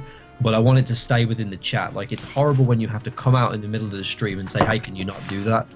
Because that completely ruins the vibe of your stream. It's better if your mods can talk to them in the chat and say, hey, I'd prefer it if you didn't, and you keep the vibe going in your stream on your own. I mean, that's just kind of how I see it. If someone being toxic has managed to disrupt you and have you take away from your stream and say, hey, I'm going to ban you, fuck you, yeah, and it's not really your type of thing, then they've done their job in running you away from the stream and kind of taking you away from what you were doing. Harry's apparently Gary's gonna send some trolls your way. This motherfucker. Me and Gary run our chats quite similar. I ban a little bit quicker than he does, but per se. But we run our channels in a really, really similar manner. Like we kind of like have a certain expectation of the way that we want people to act. See, yeah, I mean, that's basically, I totally understand, like, you know, it's really annoying, like, you want to run your stream that way, and then the people come in there, and that's honestly why I came up with the whole rule. I was like, you know, they do it once or twice, like, maybe I'll let it slide, but if they do it, like, a third time, and they're not getting the message about the third time, I don't want to sit there, take my time out of the day to educate this person, and then take away from the cast, Right. you know, because they're you know, being a shitter and asking for stupid things, you know, of me, or asking things repeatedly of the cast, and it just holds back the process. So I'd rather just get rid of them at that point, because they're being inconsiderate to everybody else at that point, you know. Like the rule of 3 is a good one. You purge, you time out, then you ban. Yeah. Usually that works well. Yeah, Absolutely. that's pretty much what I've been going off of. But like, even with the banning, I tell my mods, I'm like, look, don't ban them unless I give you the go, like, you know, because I want to make sure there's no misconception, because like I may understand that, like, I know there's regulars, like, we have the hashtag Team Not Jesse. There's a lot of people who give me a lot of shit for a good reason, and I kind of enjoy that atmosphere where everybody can kind of joke with me and things like that. And so That's good. I don't want it to be misconstrued by my mods where they're trolling me or something like that. Because generally I can handle it myself, or I can get rid of them myself. I have the power to do whatever the hell I want. If I really wanted them gone, I'd get rid of them. So. Yeah, absolutely. It's a case of with me, as I said, we have a lot of joking around. We all swear at each other and stuff like that, and people get involved, new viewers as well, and they understand what's going on. But there are some people who just don't, and they think it's whole kind of like, oh, let's go and be offensive to the streamer, and they'll come in and use inappropriate words, or they'll just be generally annoying or offensive, or they'll talk shit to other people, and that's at the point where like it's not even a purge, timeout, ban type thing. It's like you're being just offensive, just go away type thing. Yeah, that's not an icebreaker conversation right there. Yeah. Yeah, no, definitely. If it's a new chatter who comes in like that and they're already giving me a hard time, I'm like, Yeah. I don't know. I'll put up with it because I'm really fucking patient, apparently, and I know they're just trying to be a part of the crowd, but at the same time, it's just like there's a couple who will come in and cross the line and be like, dude, that's not cool. Get the fuck out. Let's see what other. I like this question here. Go for it. The CRFST Stu says, do you feel there will be another video game crash? I hear people say this. It just annoys me. Yes, the gaming industry is far from perfect. That one? Will there be another video game crash? I don't think so, because PC, because indie games. There doesn't need to be anything around that to make it work. Consoles might just At a take a certain hit. point, I really wish one PC Master AAA Race. games and console games are, might trash. Honestly, I'm getting annoyed with the amount of AAA games that are getting over promoted. Like, for example, Watch Dogs, Titanfall. They're getting over promoted and they're being hyped up for such a great game, and then they last for like a week, and you find out it's a really shitty game, and you waste all your money on that. Quite honestly, shit like that maybe could. I don't know. I don't think it'll ever crash like it did in the 80s. Let me just get that out of the way. However, I feel like people will be more inclined to do more research and look away from all these overly hyped games, and just I don't know. That's personally how I feel. Personally, I feel like I've been burnt so many times by building them into buying into the hype, and then $60 later plus tax. I got a shitty game and a shitty experience, and yeah, it's not good for anybody. But you got now the Let's Plays and you got the streams and stuff like that. So you do have a lot more information than, let's say 20, 30 years ago when you didn't have that. You just had to get a magazine and read a review or something. You ideally, you would like to buy... Another thing that's really annoying is that, you would ideally like to buy a game and be able to play it right away and be able to enjoy it right away. And sometimes... you either buy into the hype and you get a bad game. I mean, sometimes you could get a good game. That's very true. But even then, you got sometimes you get an unfinished product when you buy the game right away, and it could be really, I don't know, it's just all around kind of a shitty, where they're making you pay for a game that's unfinished on Steam. That shit's getting really annoying, honestly. Oh, hey, test our game, buy it. And test our game. That's basically what they're doing. Whereas, instead of having people who pay to test games, they're saying, hey, invest in our game and you can play it earlier than it's released. It's not necessarily the same, but early access, it's not my thing. Yeah, I refuse to buy anything from early access. I don't want to support it. For me. I don't want to support it at all. It depends on the developer. For me, it's all about trust.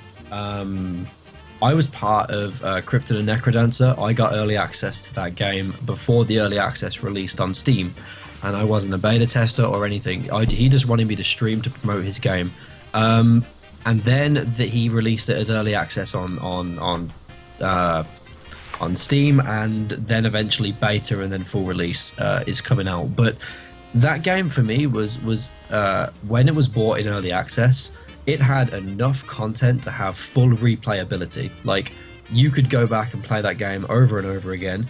If there was any bugs, you weren't liable to report them. The developer was on everything that got reported. He fixed, and he had his own beta testers as well before the game went out, and he made sure he fixed enough bugs before it went into early access and had actual dedicated beta testers to test all the problems.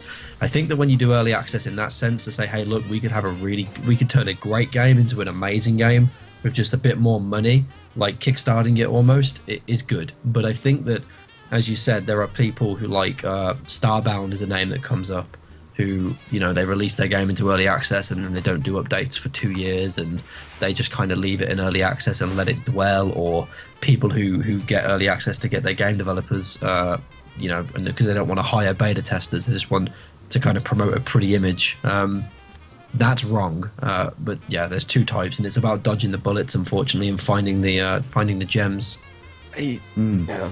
I just feel like it's the same deal with DLCs, for example. Since there's a bad way to use it, people are going to use it in a bad way. Yeah, there is a way to make nothing to make it so that it does not do any good to anyone except for the company that's profiting from that. And people are eventually going to fall into that. There are some of them that are not. They're going to use the system as it's intended, but that's not going to be the majority. So you just got to be extra careful about using that thing. And at that point, I might as well just... Because the biggest thing that people tell me is that it makes it so that they can play their game right away. But I don't see that as a positive. I might actually see that as a negative. Because you experience the game in a state that it's at its worst. Right. Or at least it's not at its best. And you get burned on a game before it comes out, before it's at its full potential. And then when it comes out, usually the hype has died down so much that there's no money to be made at that point. So why wouldn't the developer just run away with the money? Yeah, it's a big kind of flip question. Like Ryan Clark, who developed Cryptid and Necrodancer, he has pretty much got his game almost like full release now. And personally, when I've been playing that game and I come back every day and there's a new update every single day or every week, and I go back to it and there's new things, I just look forward to it hugely getting updated, and I can see the game progress every single time I log on. And that to me is a beautiful transition, because I'm quite interested in game development. I like to see the progress of things. I like to see how they went from just a starting block to what they've got now. And I'm quite proud that I was a part of that, and I was in the Necrothon and all stuff like that. But yeah, I can see what you mean, kind of releasing a product not at its best. With the DLC thing, a good example would be Dark Souls 2. They have two examples of when they did a really good DLC and a terrible DLC.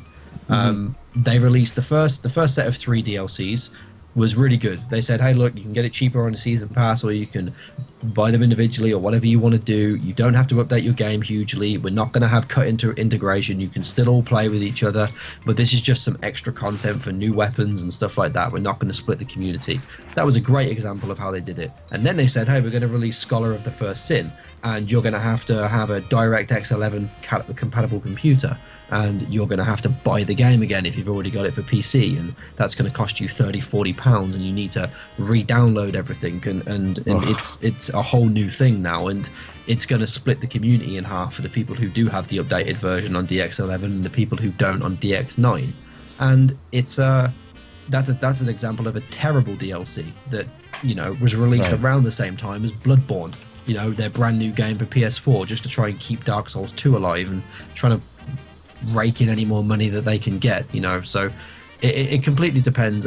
What I would advise to viewers and consumers is just look at what you're buying before you buy it. Like, don't die into the hype. We all remember Watch Dogs. Like, don't die into something that is just everyone's getting hype about it. Consumers beware. Lessons were learned, man. I mean, I swear to God. I never played it. Don't. Yeah. Just don't. Like, absolutely mediocre game all around. Like, it had a little bit fun gameplay, but nothing was fleshed out. Not even the story, not even the sound, not even the graphics, which were apparently held back on PC. It just, that whole thing was a train wreck. I feel like everyone's better off just not getting hyped. Sure, it's kind of boring. You don't get hype about anything, but at the same time, you don't make any stupid decision then. Because you don't end up buying a game before it's released. I don't get it. like pre-ordering a game. Why does that matter? Why does it change anything? You get a little bonus sometimes. You get maybe a skin. Yeah. I mean, sometimes they'll do something bullshit like blocking off part of content if you don't pre-order.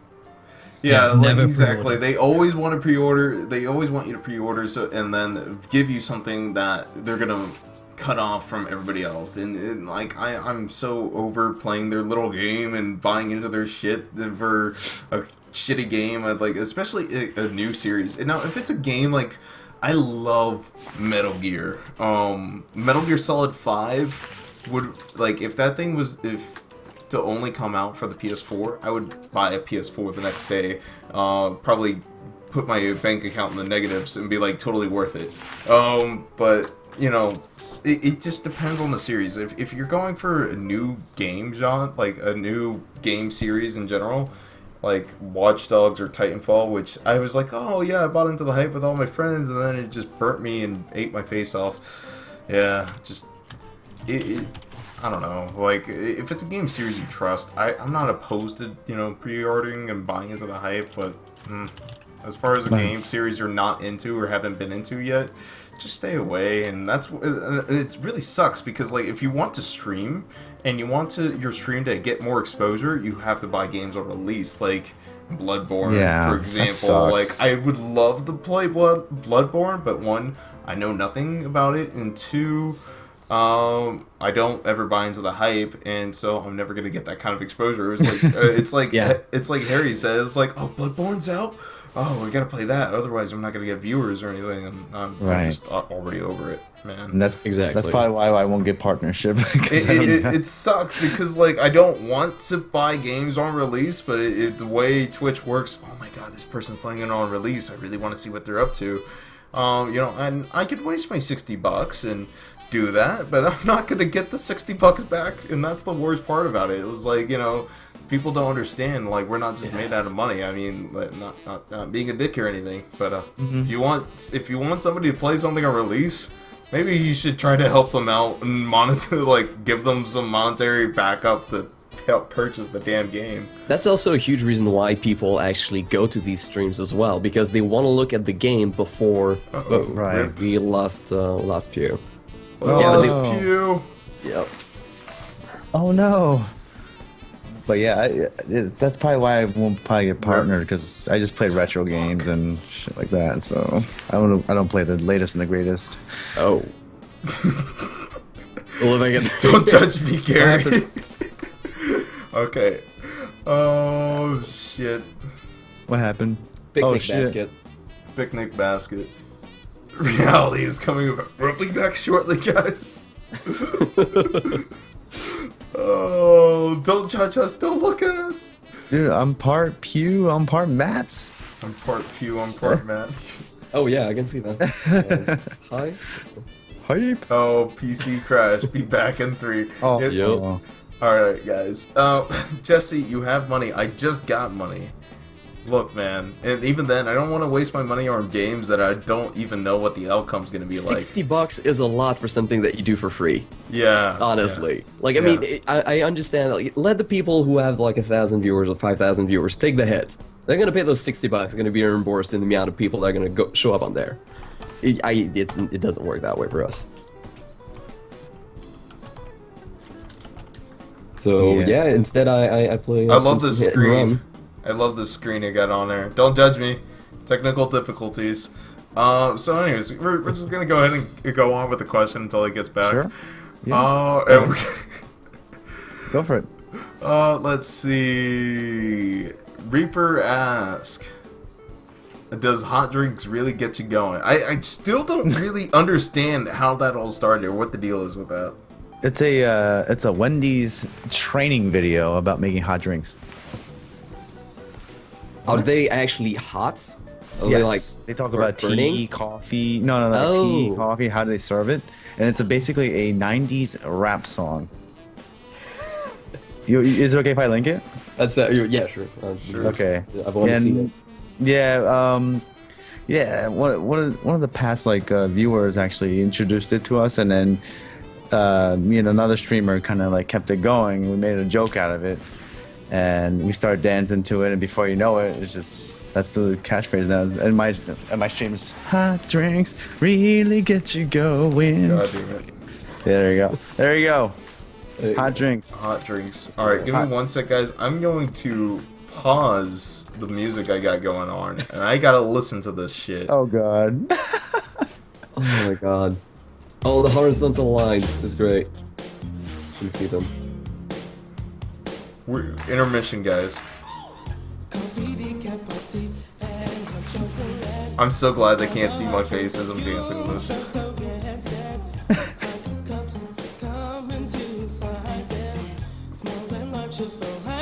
Intermission, does that mean we stop talking? No, you can keep talking. I'm just playing the song right now. Oh, okay, I gotcha. The video is epic. This is a training video. This is so bad. but it's so good. It's because it's so bad.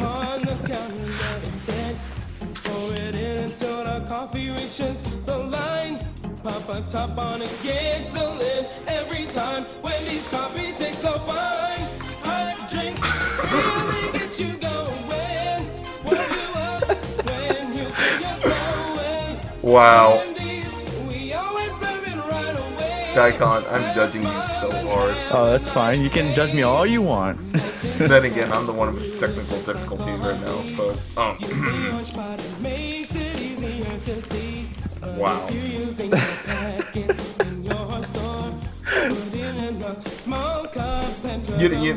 know what, I'm done with that. We've had enough of that. God. Welcome back. Sorry about Welcome that. back. My PC decided to have a fit for no reason. Blue Dude, screen? It's cool.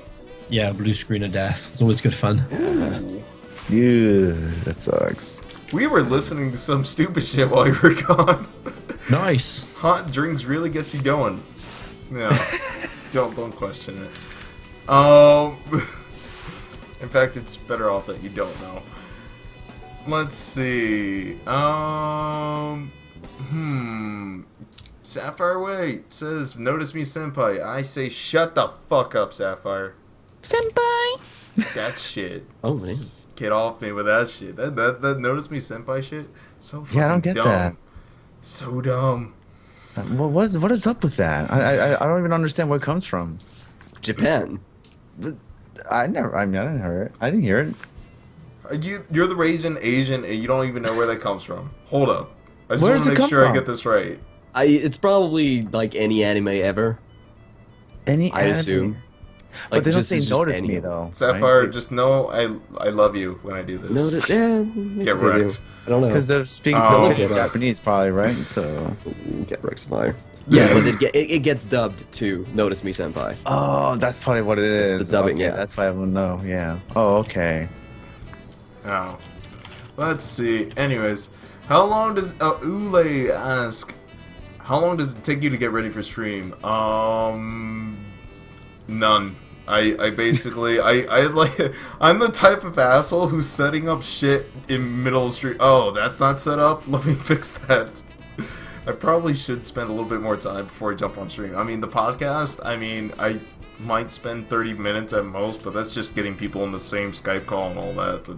And then I just set up the cameras, and that's about it. But as far as my regular stream, I'm just like, I feel like streaming, arm button, oh wait, my camera's like not even there, or it's not working, or anything. So, I don't know, I probably should spend more time. I have an answer that I'm actually really proud of. I made batch files to open up all the right programs, and then I made another one to move them to the right position on my screen. So I just double-click that, wait about like 15 seconds, and everything's open in the right place on my two screens. What? To the pixel. So, I made batch files. It's just tiny script that uses the Windows prompt command window. Yeah. Mm-hmm. And then it just moves all of my windows and opens up all the right programs. So then I just Really? have to log on to everything and it works out. Like, I spent a lot of time actually just setting up that thing, but it took me about, like, I don't know, maybe 2 or 3 hours just getting the settings right with the locations. I'm using CMDO. CMDOW. I'm doing my shit Great. wrong, apparently. Like, Gert's over here having a conniption, like, teach me how to do that, Matt. But, like, what? I didn't know that was a thing. I I don't know. I need that in my life. Well, yeah, I'm a computer engineer. Well, going to be a computer engineer eventually, so I just look up stuff. Wait, what is it called again? Batch files. It's you make a batch file, so .bat. Oh yeah, About that. batch. Oh, batch files. Yeah, batch Of files. course. Yeah. .bat. Right, It uses the Windows command prompt. Command Right. prompt, yeah. And then I just use a plugin that's CMDO with it, so you can actually move the windows around and start programs with it. It's really great. Works well. Takes about 10 seconds and everything's set up, and then I just press play. That's good. That's very smart. I like that. Yeah, my thing is that after I do the podcast and then I go back to my regular gaming, I'm like, oh fuck, I have everything set up for the podcast, and then I'm like, I gotta close everything. Oh. Yeah, then I gotta close everything. I gotta reset up. Like, I mean, I have the game open, mind you, and I have chat open, but it's like I don't have like my camera in the right place or like things like that. Because I don't know. I'm so used to the podcast at this point because I've dedicated my stream to this weekly compared to my regular gaming's just kind of random. But so I probably should be more prepared, but you know. I'm never prepared. Don't even worry. I just roll up. So you guys don't actually because I'm kind of nostalgic about the time that I just had like my old Sony camcorder and just like my shitty headset, and I didn't have to turn on any light or green screen or anything, and I just like sat down, turned it on, and just played. It felt a lot more, I don't know, chill, because I don't get to game a lot outside of my streams. Like whenever I had time to game, I might as well use that to stream. So that's what I do. But then I have to turn up all of this shit. It's not as comfortable, I guess. Yeah, It's I know what you different. mean. Like I I assume you weren't always in a dark room like that when you were gaming before. and people think that this setup is easy to do, and it's like, no, it takes lighting actually to be surprised. It's like everything has to be at the right angle, even the webcam positioning. I'm sorry, whatnot. I actually gave him that idea. Like, I don't know if it was a pain in the ass or not. Like, Oh yeah, like I was already kind of in the dark, but then Jesse came along and was like, "Hey, we could make this look like a green screen," and I was like, "Sounds cool." So yeah, it takes a lot of setup. but yeah, like I remember, like I gave you, like I did the overlay when I had like my camera like black and white, and I was messing around with that special stream I wanted to do, and then I realized that it doesn't work the same with color, so it was probably kind of a pain in the ass to set up and finally get down. Yeah, like I've got my exposure set to like nothing right now, and if I do this, like I go a lot darker, and if I do this, I disappear. Whoa. So, yeah, I'm in the dark now. So this is actually the entire lighting on my face is all my laptop, and the moment like I can make it like strobe lights, like take this thing away, and it's just nothing. But yeah, so God damn it. it's just one of those things. So yeah, I use my laptop as my light. It's a very white light, and it just kind of goes in one place. But this took a lot of messing around to kind of get it right, and you know, as said, you can just disappear instantly. So you've just got to get it perfect. But it's good for effects. Like if I've got a raid, I can just drag my mouse to the corner of my laptop, and then I disappear. So it's good for effects, but not what else. But my girlfriend runs a green screen in the other room, so I know how finicky that is, and it's a nightmare to get right. And I tried to do it in this room, and straight away I was like, I've got green eyes, so this isn't going to work. And secondly, I can't be bothered to do this every day. That's where you get a blue screen, dude. Yeah, I need a blue screen, yeah. I'm actually related to that. How much, if you don't mind saying, how much did it cost to get your green screen and lighting set up? For who? For well, like, all of you. No. Okay, $30. I'm gonna break reality 30, right here. really. Like, I let's see. Give me 1 sec. Let me turn off the Who's gonna green move your screen on my camera? camera. Well, while you do that, I can just tell you mine. I bought a $20 clothing rack off of Walmart. Bought a $10 green sheet, and bought about like 3 clip-on tiny lamps. I got a like, look, this is my green screen. Piece of cloth, It's yeah. a crappy piece of cloth. Let's see, some really bright architecture lamps like across the room, and that was I went super cheapo on it, but it worked because I pinned it up against the wall and all that, and that's kind of why I have this angle, like I'm looking towards the game and whatnot. But anyways, I'm gonna put reality back in place on my stream. Let's see. But yeah, no, I went super cheapo. Like, I know there's some people who have like professional lighting and all this other shit, and I'm like, I don't have room for that, and I don't have the expense my immersion. I know It's really expensive. Our green screen is very expensive. I looked it up. It was like for a good one, it was like $90. Well, Really? Okay. Yeah. I don't know where you got yours. I actually bought one Amazon. for $30. I was like, oh, that one is gonna work well. But it's in the middle of my room, and I have lighting behind it, so it can't be see-through. Like mine is a little bit see-through, but it's not as bad as the green screen. Against the Mine's wall, it might be see-through. good. You need felt. Felt is the best thing. Felt is like thick as anything, and it's cheap, and you can Yeah. get it really bright colors. So That's probably what I'm gonna do. Just Yeah, not well- even buy one that's pre-made. Just go to a shop and just get cloth. just pick up Really felt. big font. Shining Head Yeah. Productions, one of my buddies runs that, and he just has this huge felt screen, and you can bend it as well, and it will like, because it has got no shine through, it won't change colors. Like he bent it all the way around the bottom Probably of his gonna do neck, that. and he was just a floating head. So it's perfect. I mean, realistically, you could do a green screen with any surface, like if like as long as it doesn't match your skin, of course, mind you. But like, the thing is just getting the lighting right. It's a pain in the ass. Like these lamps were actually like $10 lamps, and then my friend gave me this cloth because he used to do streaming on Twitch. He got me into it and all that, and so I went super cheap, and it works. Nobody would ever really tell for the most part. As far as I know, at least. Nobody's called me out yet. But, let's see. Any other questions we got here? Let's see. We got time for about 3 more questions, so. Twitchy Eyes actually asks, this is one I saw earlier. Do you feel guilty giving too much attention to your base viewers versus your new viewers? That is a good question. Actually, I feel quite the opposite. I feel like when somebody new comes into my stream, I'm like, oh my god, new blood? New blood? They have no idea who I am, and their first impression of me? Oh god, it better be good at a certain point, you know, maybe? But like, I don't know. I don't think I do that too much, but I will admit when I get a new person in there, I'm like, hey dude, what up? How's it going? I'm nice to them. I'm not an asshole to them. I give it a little bit of time before I'm an asshole to them and they get used to me, you know? Like, you make friends first. You trick them with kindness and then you turn on the asshole charm. I don't know. That's one way to see it. But what about you guys? Like, do you guys who have a regular viewer base, like, do you treat one person more than another, or when you get a new person in there? I treat everyone as individuals. So like I've got this one guy that comes in called Dragon Lord, and he's like the community troll.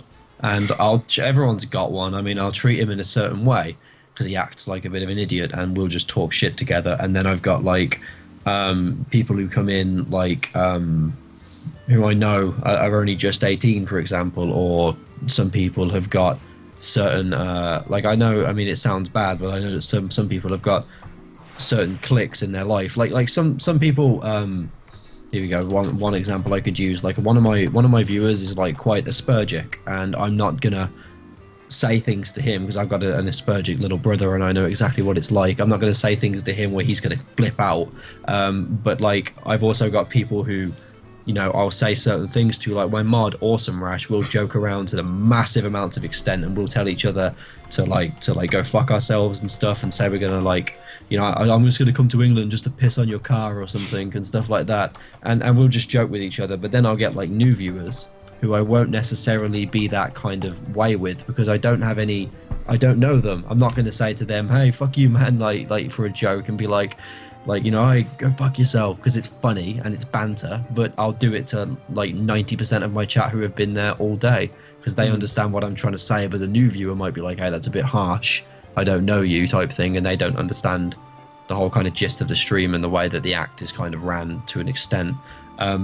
So yeah, I do treat them differently, and I don't feel bad about it. I do it quite tactfully, not to scare them away.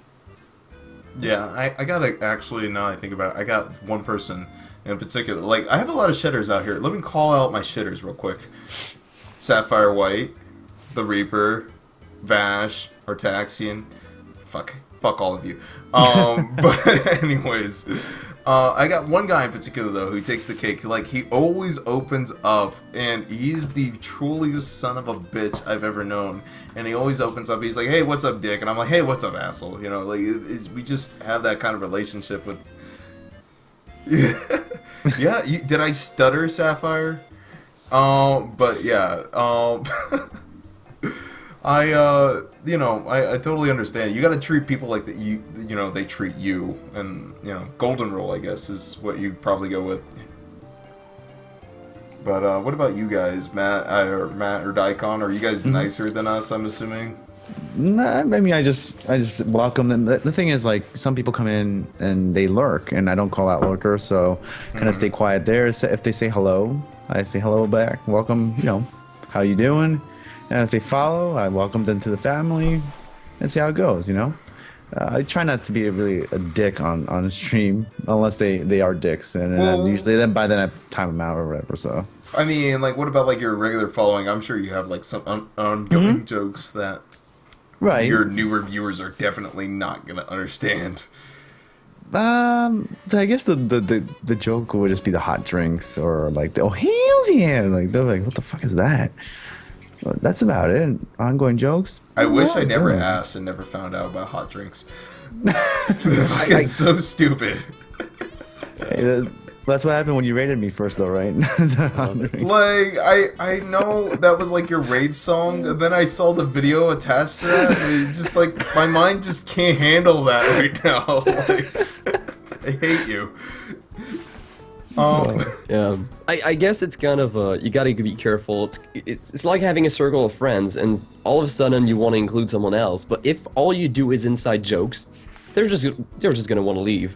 They're not gonna feel welcome. So you gotta spread it out a bit. You gotta give some to everyone and make it so that everyone enjoys it. Well, including yourself. Yeah, I'm telling you, like this is why like my channel theme is they all bond over their hatred of me. Fucking asshole. It's easy to get into, yeah. Yeah, exactly. Right. So like, I let them. It kind of it gives me a way to let the viewers know what's up. But welcome to Team Not Jesse. Enjoy your time, fucking assholes. I mean, what? I love you all. Let's see. Besides networking, how do you try to promote yourself? Says Boar. Dude, Boar's been asking all the legit questions today. I appreciate that, even though I can't pronounce your name, and I'm not apologizing for that.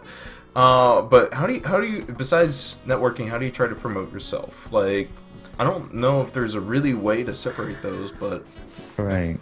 It's. I will say that I have made a chat for excessive profanity. I've made layovers and chats for people I really like and I really enjoy their stream. I'm like, hey, I really like your content. How would you like this as your overlay for when you do this? That's actually how I met Harry. Is that I really enjoyed his stream. I was hanging out on stream and I was just like, hey, this guy's really cool.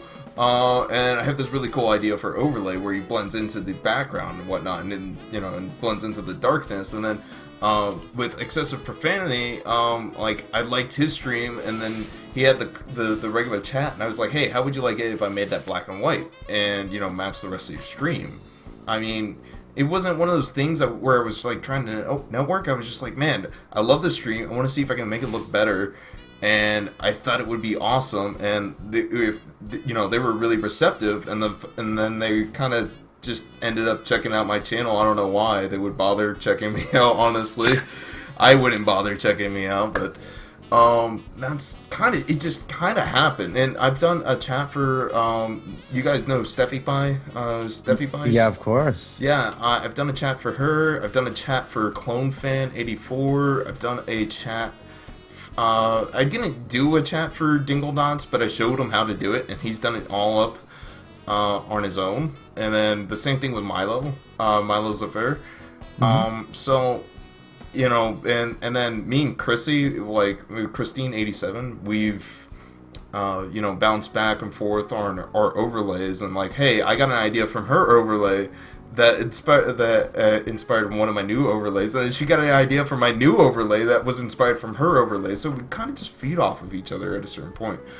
But aside from that, I guess I would say is that I like to play games with like when I do play games with people, I'd like to have a Skype call going, so I'd like to be able to talk to them in real time as I'm getting my ass kicked, so they can hear the saltiness instantly. I don't know. What about you guys? I'll start with you, Harry. I don't really know. What was the full question in full again, just so I can answer it properly? Let's see. Besides networking, how do you try to promote yourself? Right. That's always a kind of a difficult one. Yeah, I was And- about to say, like, I don't necessarily try to promote myself when I did these things. I just was like, hey, I like your stream. Let me do this for you, you know? I mean, doing favors for people is always a good thing, but it's having that attachment level that you've got to worry about. Like, I've done overlays to help out smaller streamers, not to network, just because I kind of want to help them along. And I've had people who are smaller than me who have took my overlays and stuff and ran, and I've never heard from them again. And it's like, you know, you got to be careful with stuff like that, because there are people out there on the internet who will take advantage of your kindness. Right. So, you know, like with Retroactive J, he gave me a bunch of stuff to work with. I've implemented it, some of it into my stream permanently. I plan on working on the chat stuff next, and, you know, I'll probably always be in contact with him, unless I get hit by a bus or something. But it's Wow, it's something. that got real it's, dark. Yeah, Shit, man. it's something that, you know, you kind of want to keep up friendships more than direct kind of like networking. So it's kind of like being a regular in a community will eventually earn you mod in that community. People will get to know your name a little bit better, and they might come and check you out once in a while. And it just kind of becomes a little bit passive. You're just kind of doing it on reflex after a while. I don't deliberately go into streams thinking, hey, I'm going to become the most popular guy in here, but I hang out in a stream because I enjoy it, and eventually I get mod, and it's like, great, okay, what can we do with this? So it all kind of pans in together, but I don't really actively think of things as networking. I don't say, let's go into Elegy of Game streams for networking. I say, let's go watch Elegy a little bit, and if Elegy says, hey, let's go check out Pew Gemini Live, he's a great caster, you know, that's a plus for me, but it's not what I went in there for. Yeah, it's more like making, like, here's the thing, just make friends, damn it. Like, It's just like making friends. Exactly. Yeah, absolutely. And if you make friends with people on Twitch and they're your friend, you know, you don't kind of see each other as competition. It's kind of like as your friend grows, you're going to grow along with them. Right. If you make people your enemy, you will just get trampled. And I'm not saying, you know, go and do the standard networking thing of just go and like everyone no matter what. That will make you a big streamer, but, you know, on a pride level, I couldn't do that. same here. Yeah. But yeah, you just got to be just be friends with the people you enjoy. Go out to help the people that you want to help, and at the end of the day, you know, they might do favors for you back, and that's kind of the way the world works, and it shouldn't really work any differently on Twitch. I agree. It might be a little bit of a cynical way to look at things, but I feel like if you want to have something in return, like promotion, I mean, you got to promote to both people who are going to be watching, but you got to promote to other streamers as well. Just convince them to come over to you. And it, like I said, might be a little bit of a cynical way to look at things, but if you want to have something back, you got to give something first. And it's kind of a social contract, I guess, that you give without necessarily expecting something in return. And you shouldn't be angry that you didn't get something in return either. Right. Yeah. And even if Of that course. thing is just your presence, like support by just watching and being active in chat, I will consider someone who like is actually in chat and chatting and making the stream interesting for me more important to me than, I don't know, someone who doesn't really necessarily care about me, but is just there to promote himself. Right. I Because agree. enjoyment for me is worth a lot. And I assume that it's worth a lot to a lot of streamers as well. So I try to provide that. Try to be, like you said, a friend before a contact, maybe. Definitely. And of course, there's the whole deal of being trying to be healthy, trying to be mentally sane. So you got to be around That's with people that completely you overrated. enjoy. I'm gonna stop you right there. That is some bullshit. I don't know why people deal with me. No, it would help not to be a crazy dramatic person as well. I will say I've dealt with my fair share of drama, and I just dropped those people off completely. Drop Yeah. them. Absolutely. You There's some. don't need that shit. You got to be careful, like with like other streamers and also viewers in your chat who can like baggage is a big thing that you got to be careful of. I had one streamer who I used to network with who came in my chat one day and started talking to everyone in my chat about all the bad things in her life, and it completely ruined the entire mood of my stream because she considered me as a friend, and I was like, can we go to Skype with this, like, after the stream? Like, I prefer it if you didn't. And she was like, you're rude, and I'm like, ah. Yeah, You know, like you it's honestly, hard. like No, like you know, I can't stand that that's either. why I When have it brings the down the atmosphere of your stream, then you just gotta tell them, hey, listen, we can talk on the side, or just don't bring down everybody else. yeah, like I think you your know, microphone's muted, Jesse. is it? Yep. So, What the? How the fuck did that happen? I don't know. Everybody It's funny, on though. stream could hear me. But anyways, no, like I that's actually why I had that rule. Don't be a downer. It's like not necessarily because I don't care. It's because I just It's not the place for it. it's not the Right. place for it. Like it's and on top of that, you know, it looks kind of bad on you in general, and I don't want people to have that bad impression of you. Oh my god, that person's got problems or anything like that. And you know, I'm so willing to help. Like, hey, approach me through a Steam message or Twitch message or Skype message. We'll talk it out. We'll hash it out and see what I can Twitch do message. for you. No guarantees because I'm pretty useless, but I'll listen. I'll listen to you. Let's see. Aside from that, guys, I think we're gonna just go ahead and wrap it up tonight. What we're gonna do, basically, we're just gonna give everybody a little bit reminder of who we are, or who you guys are, what your channel's about, and let's see, who do I want to start with first? We're gonna start with Eating Meeny Money Mo. We're going with Mr. Matz Stream. That didn't rhyme, and I'm sorry. But guys, go follow Mr. Matz Stream. Guys, if you follow Matz Stream, please show him some love. Show him some love that you follow him. Give me a wall of love for Mr. Matz Stream, for being here, taking his time out of the day to be here. And guys, My time is not that important. well, anyways, show him some damn love. And what have you been doing? What have you been up to? What are you planning on doing? And what are you about? Right now, I am a variety streamer, so I play basically anything, so don't expect anything specific. I like challenging myself, but I like also very laid-back games. I've played child games in the past. I played the Darby the Dragon, that kind of thing. And right now I'm doing Mass Effect, the whole trilogy, and Insanity, as well as Dark Souls Completely Blind. And I'm having a lot of fun with it. It's a very chill, laid-back stream. I don't like the hype too much. It happens when it happens. I don't try to force it. And I just basically like to be myself and talk at a camera. So yeah. All right, cool, man. Next up, we got Mr. Official Daikon. Let's see. What have you been doing? What have you been up to? What's your channel about? And yeah, everybody in chat, show him some love. Show him some hearts. all right. So yeah, again, I'm a variety streamer as well. I do mostly retro game consoles. Right now, I am playing. I just beat Super Mario 3D World, and I am now currently playing Wind Waker HD on the Wii U, which is a lot of fun. I just ordered a Super Game Boy, and if people don't know what that is, you basically plug in your Game Boy cartridge into the Super Game Boy, which plugs into your Super Nintendo, and you can play Game Boy games on your Super Nintendo, which could be on your TV. So I'll be streaming some Game Boy games soon. I've never played a Pokemon game in my life, and I've heard I've heard a lot of great things about Pokemon. So I will probably start playing Pokemon. I heard Red is the good one to start with.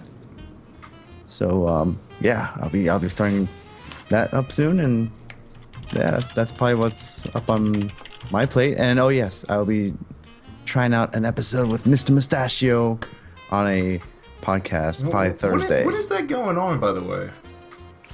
What do you mean? Do you have a date for that? Our first episode is gonna be on Thursday. I This think Thursday? 8 or 9. Yes, 8 or 9 p.m. PM Eastern? Eastern Daylight Time. Yes. 8 or 9 p.m. Eastern. Everybody, all right, look out for that podcast. It's going to be awesome. And do let me know if you need any help or anything. Any Oh, yeah, advice, tips, or definitely. pointers or anything, man. Yeah, that'd be awesome. Let's see. Last but not least, we got Mr. Pew Gemini Live. We got Mr. Harry here. Let's see. Guys, once again, tell us what, Gemini, I can't fucking talk. Harry, tell me what your channel's about. And then, guys, once again, show them some hearts. If you follow the channel. If you're a sub, please show them the Gemini Love emote.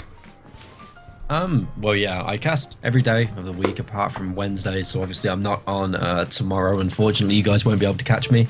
Every Thursday, I run a podcast of my own with the guests that are frequent every single week. We have Ramshackle Thoughts, Shining Head Productions, and Gary Faceman.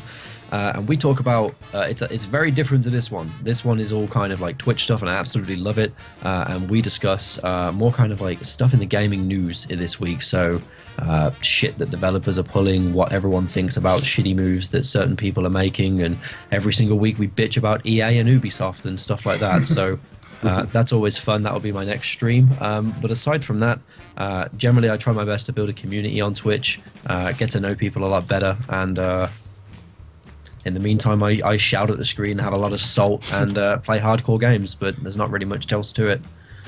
Word, just so you guys know, if you guys ever see my Twitter post where I'm doing hashtag BitRant, I'm hanging out in that channel, trying to get questions out to him. And really enjoyable podcast, and I really enjoy the salt as well. And by the way, you can blame Shiny. Hashtag blame Shiny. Can we get that going? Shiny. Yeah. Yeah. Let's see.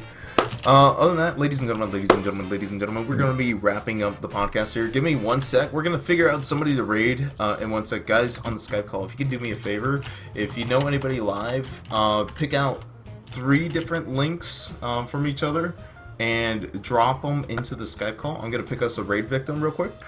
Aside from that, guys, everybody has taken 3 hours out of their day to hang out on this podcast and put up with my shit and, you know, put up with the ridiculousness that happened.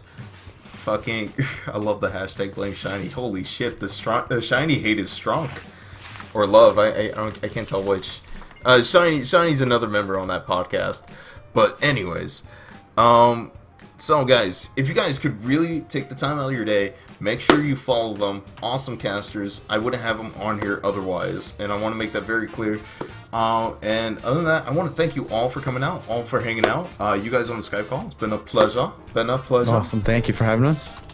No, thank you. You guys are the Yeah, ones it was awesome. making this possible. And let's see. Ooh. Okay, and you guys got any suggestions? I'm liking that suggestion though, I'm not gonna lie. I had to put it in.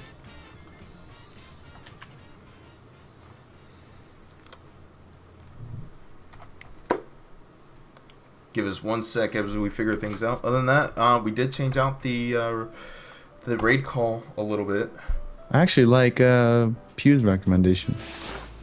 I'm gonna go with that one. We're gonna go with that one. You know what? We're gonna go with majority absolutely. vote on that one, guys. If you guys can go ahead and get your raid call ready, and go ahead and head over into that channel. Oh yeah, we're changing up the raid call. Sorry, it's not hashtag Real Talk Podcast. I'm changing it up a little bit. Is it not? Oh. No Real hashtag. Talk, you just got raided. Yeah, I got rid of that. So you mean this isn't Tumblr? Yeah, I'm getting rid of the hashtag. But other than that, guys, do me one favor. Just get your raid call ready, copy and paste it, head over to this channel. I'm about to link you. And then about 30 seconds after we go off, we're going to raid the shit out of them. Just wait for me to drop my raid call. Please wait for me to drop the raid call. You know what? We can add hashtag blame Shiny to it. Hell yeah. Alright. Hell yeah. You know what? Hell yeah. But guys, just wait for me to drop my raid call, and then drop your own raid call. Makes it a nice wall of text. Makes it nice and fluent. But guys, once again, I want to thank you all for coming out. And I will catch you guys later. Everybody on the Skype call, say bye. Bye. Bye. Love you guys.